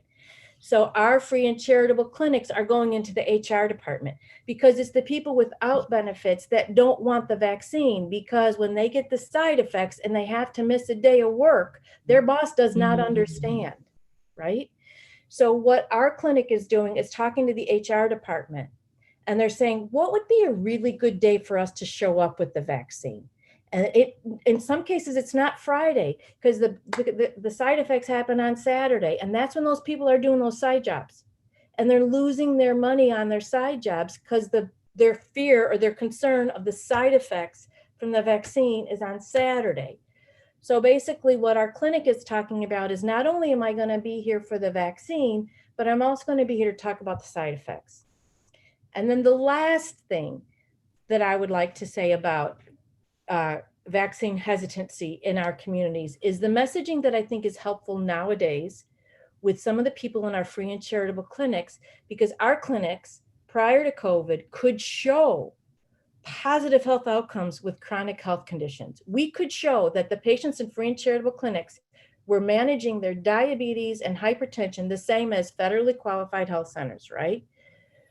So the messaging that we're starting to give our patients is helping them understand what long COVID is. That's a real thing. And when people have long COVID, they're typically our patients that get long COVID. And no matter what, they're still not getting those frontline resources. Our long COVID patients aren't getting top of the line medication right now. We were on a call and one institution, which I will not name, was talking about all these great medical interventions they're doing with patients with long COVID. And one of my clinics got on the call and said, I referred 2 patients to you and you guys didn't take them in because they don't have insurance. We have to be able to have those hard and long conversations to say for vaccine hesitancy, if you, patient A, have these chronic health conditions, you're at risk for if you get COVID, you know, people are saying they're not dying. Okay. But who's getting long COVID? Who's getting a year-long health conditions that are making it hard for them to think, that's increasing mental health, that's increasing depression? And those resources are still not being covered for our patients of our clinics. So I'm sorry that I'm the Debbie Downer of the conversation, but what I want to do is be real. And I want to say that the conversation for COVID COVID hesitancies, to understand what the COVID hesitancy is, to be able to keep educating and educating, to educate our people. We might not be looking at people dying of COVID, but we're looking at people having long COVID. And those conversations aren't happening about access to healthcare for long COVID. So once again, you know, this is an amazing panel with amazing resources. I believe in free and charitable clinics. I believe you guys are there. I remember when COVID first hit and we were having our calls and people were like, what do we call it? COVID-18, COVID-17, COVID-19. We didn't even know how to call it that. The clinics were there in the neighborhood. And one of the clinics would say, I feel like, you know, the help is coming, but we don't see it coming. And then all of a sudden, like, oh, the help is coming. It's on an island and we can't get there. Oh, now we get it. So now our clinics are able to get the vaccine if they want it. They still don't get the tests. They still have to pay for the tests. But at this particular point, our clinics are getting front and center. And I'm just so proud to be part of this group and to be able to say, these are the heroes, the free and charitable clinics. These are the people, the volunteers, the providers that are really been there day in and day out. So I am honored and humbled to be part of this conversation and would love to participate in any more to help you all out with this. So thank you, Melissa. Thank you for that really great insight. Amazing. So we have a question actually, and this is relatively a long question. Should faith communities actively advocate for Medicare for All campaign or a version of it? Because we're talking about uninsured and underinsured, and we're talking about bridging in these gaps. So Hassan Ali from the attendees is asking that for a long time, we know that America has the worst statistics among Western developed nations. Americans pay the highest amount of money for the health and while scoring the lowest quality in healthcare. We also know that the heart of America's capitalist healthcare is that health and healthcare is not a right, but a choice. Lastly, when we start to provide healthcare as a human right, as most developed nations do, it becomes incumbent upon us to put the patient in the center. Hence, though pandering to corporate mosque trustees may help in the immediate sense, but in the same corporate people, if these same corporate people and organizations feed the same corporate-driven inequality, then doesn't the faith community need to take a stronger stance regarding Medicare for all? Oh man, I love that question. Yeah, I think, Hassan, you got a point. Definitely. Actually, at this point, it is an open panel discussion, and please raise your hand if you want to ask the questions. I do agree with this, that yes, we do need to take as the faith-based community. And I want to hear from Dr. Davis. Dr. Davis, what do you think about this one? I think that's a loaded question. Yeah. If and when we can I want to call it, come forth in solidarity from all levels, that is what it's going to take to impact that change. Individual entities trying to fight that battle for that equal right to healthcare and health benefits, and changing Medicare, et cetera, it's going to take a village, and somebody's going to have to champion that. And as Melissa said earlier, don't get tired. It's not going to be a quick fix. It's going to take some time. It's going to take those that can get in front of like your senators and your state representatives, et cetera, to lobby for what needs to happen. It's a great idea to talk about it on the ground, but the boots that got to be moving are those that actually can talk at the levels that the changes need to happen. It's not a quick fix. It's, yeah. Ooh, you threw that one to me. It's not a quick fix. Yeah. It's not.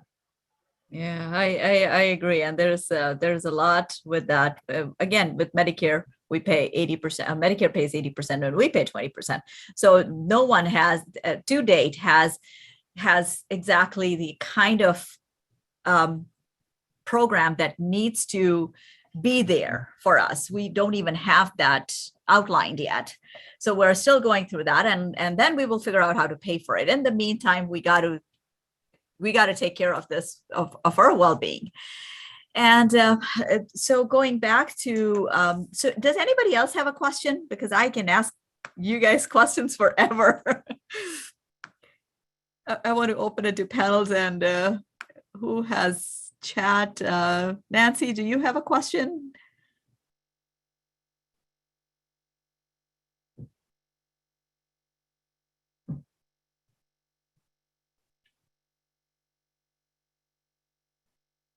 I'm looking at the chat here. You have a hard, yeah, feeling being exploited. Kirsten, so what are some of the, and this come up with in conversation quite a bit. So faith community nursing and community health worker, and you have now community connectors, and we have PCOR as a, okay, so with PCOR and faith community nursing already were exercising these principles long before PCOR came up with.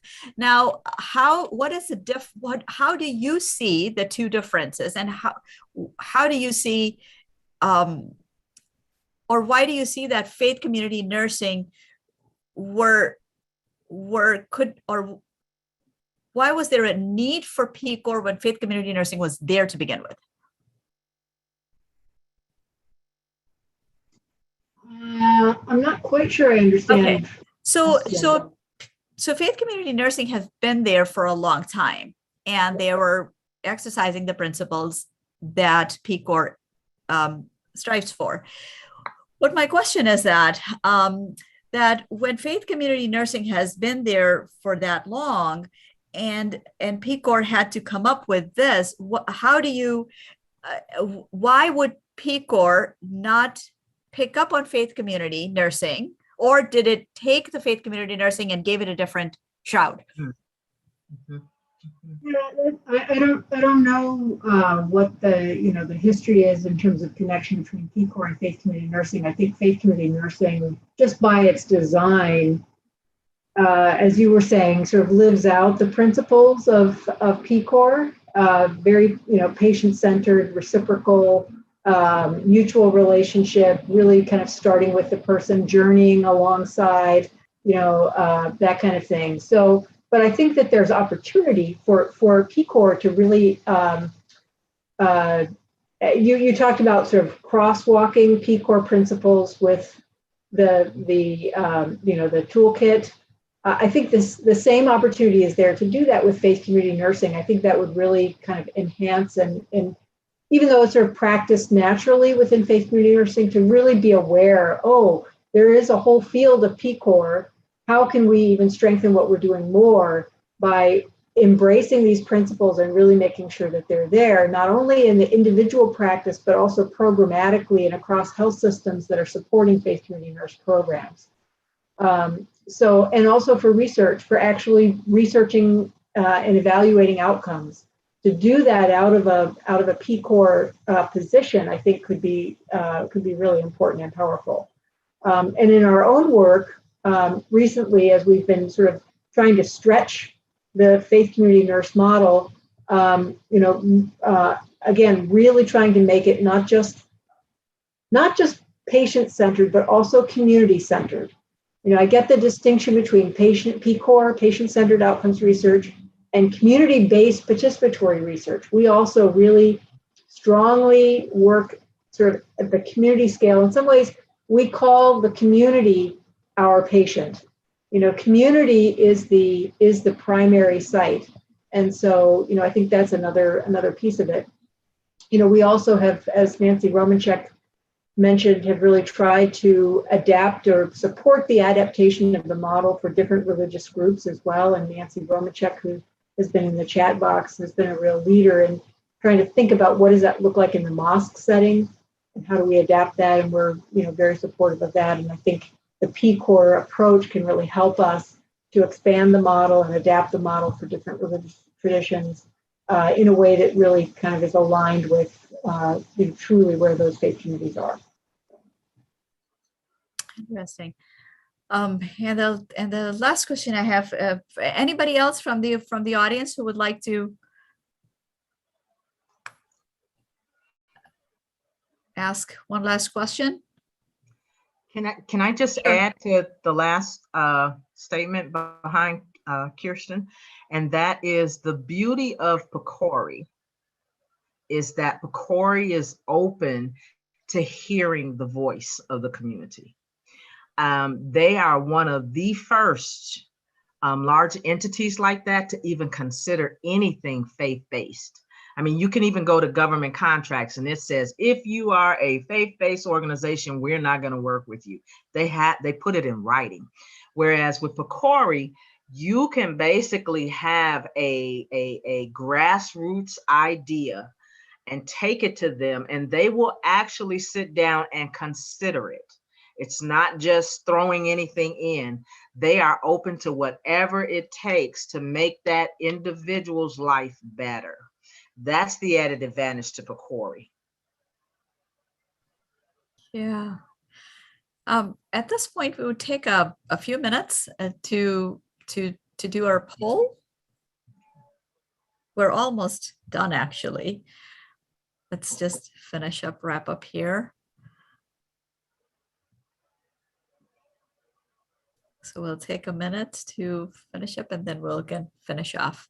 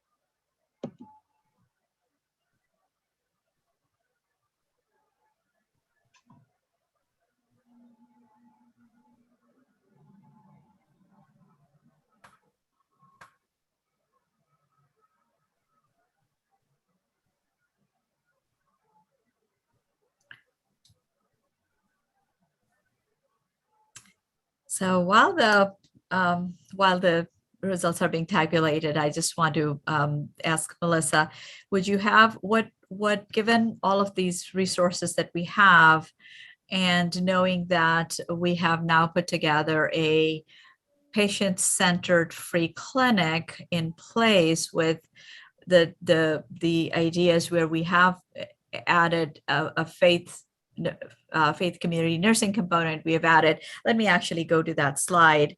And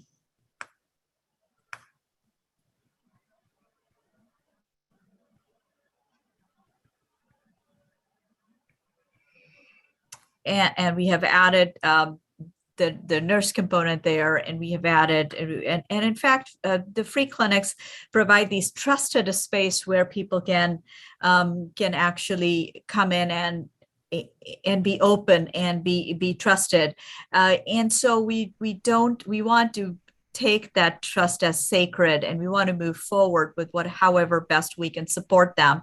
So given that we have put together this model with asset-based approach that Dr. Rebecca Johnson guided us through this, and then we have our healthcare coverage option, the program that we have put together.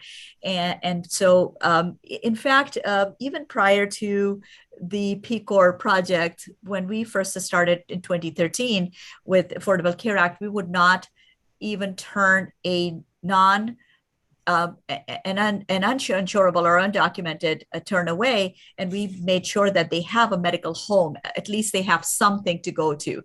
So we made sure that their needs were met. So we came out of that, or honed into that patient-centered.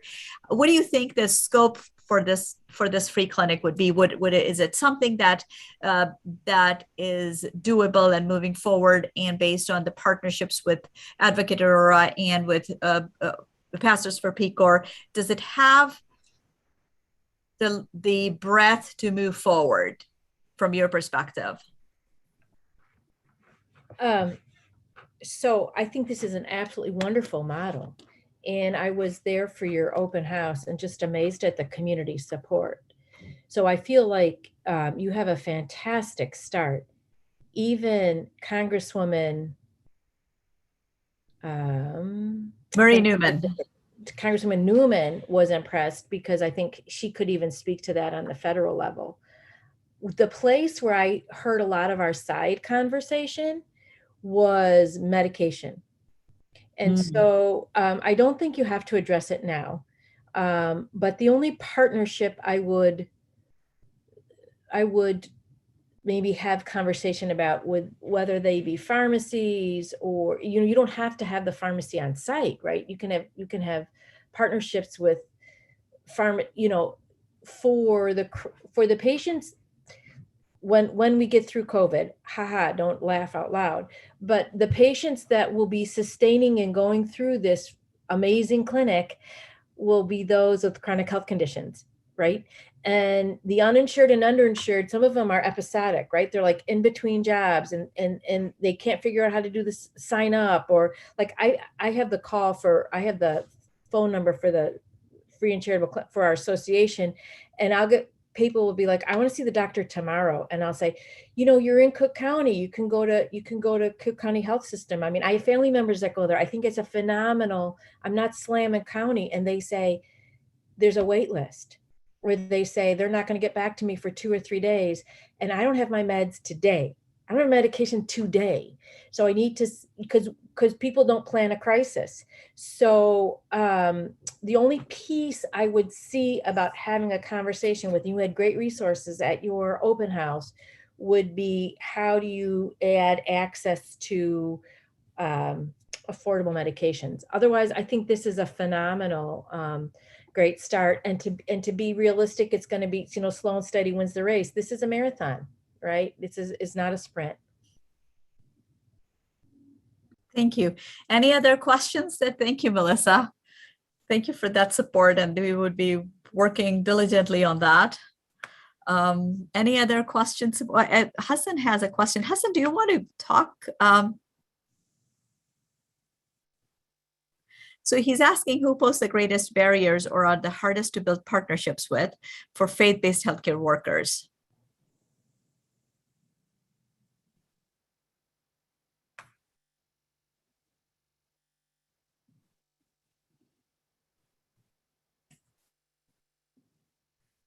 Not sure exactly what that means there.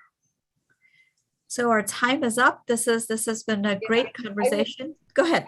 I don't know if it's specific to faith workers, but I would say the biggest barriers that we're seeing today is telehealth. I think that while it's the greatest resource for COVID, it's the greatest barrier for those people that don't have resources.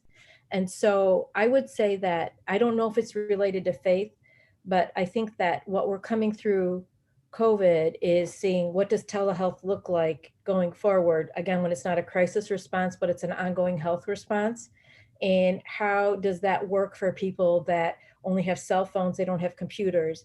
How does that work for people that don't have carriers, that are having to get to go sit outside the parking lot of the library to get access to the internet so they could talk to their provider? So I would say the biggest barrier that I see today is also the biggest asset is telehealth.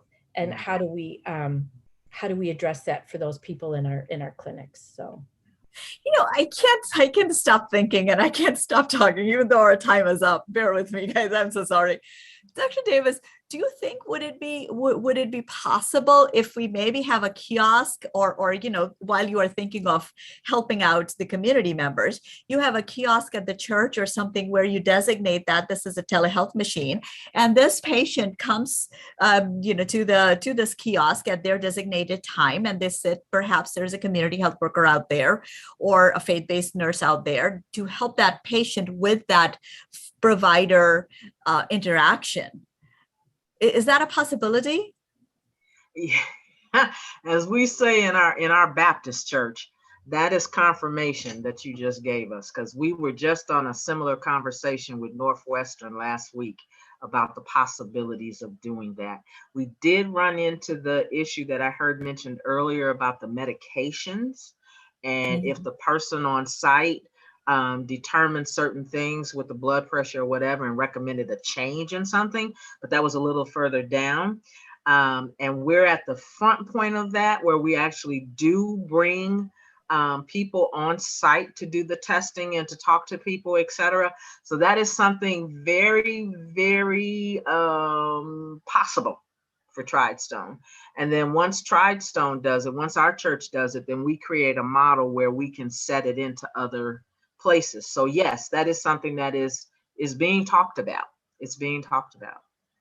So having a computer, there you have, Melissa. I think we're going to see this across the board, where we have this, every faith-based institution have this little kiosk where it's called, community health kiosk or something like that, where these kind of transaction can happen.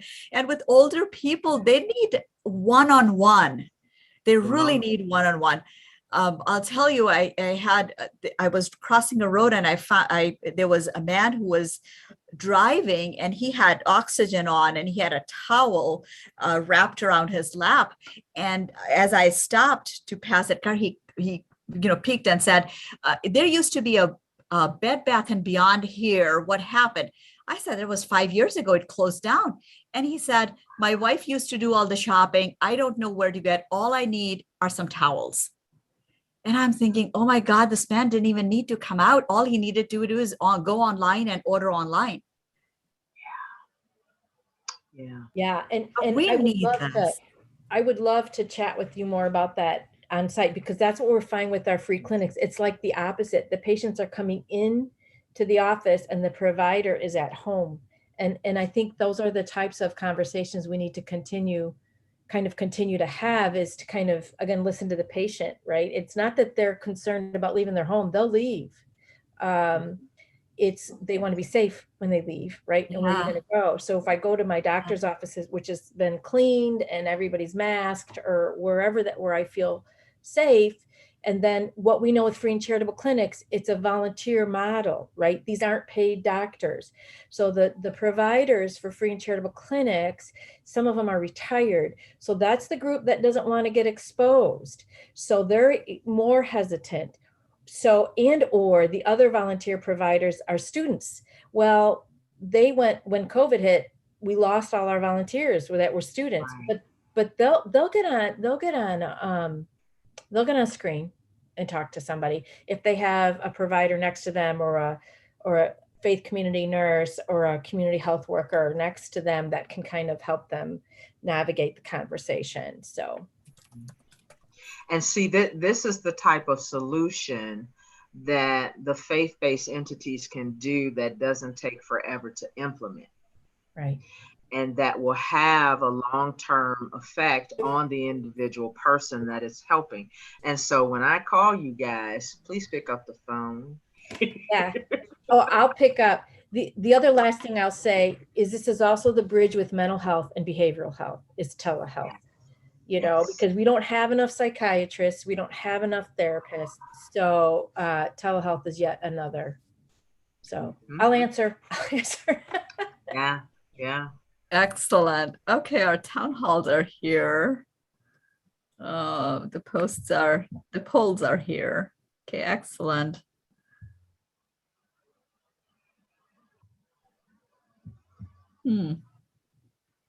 Wow, unanimously. Okay, very good. Excellent. So again, these are some really good options and solutions that we have discussed. Thank you again. Thank you very much for being a part of this journey with us. And I'm looking forward to having you join us at the symposium.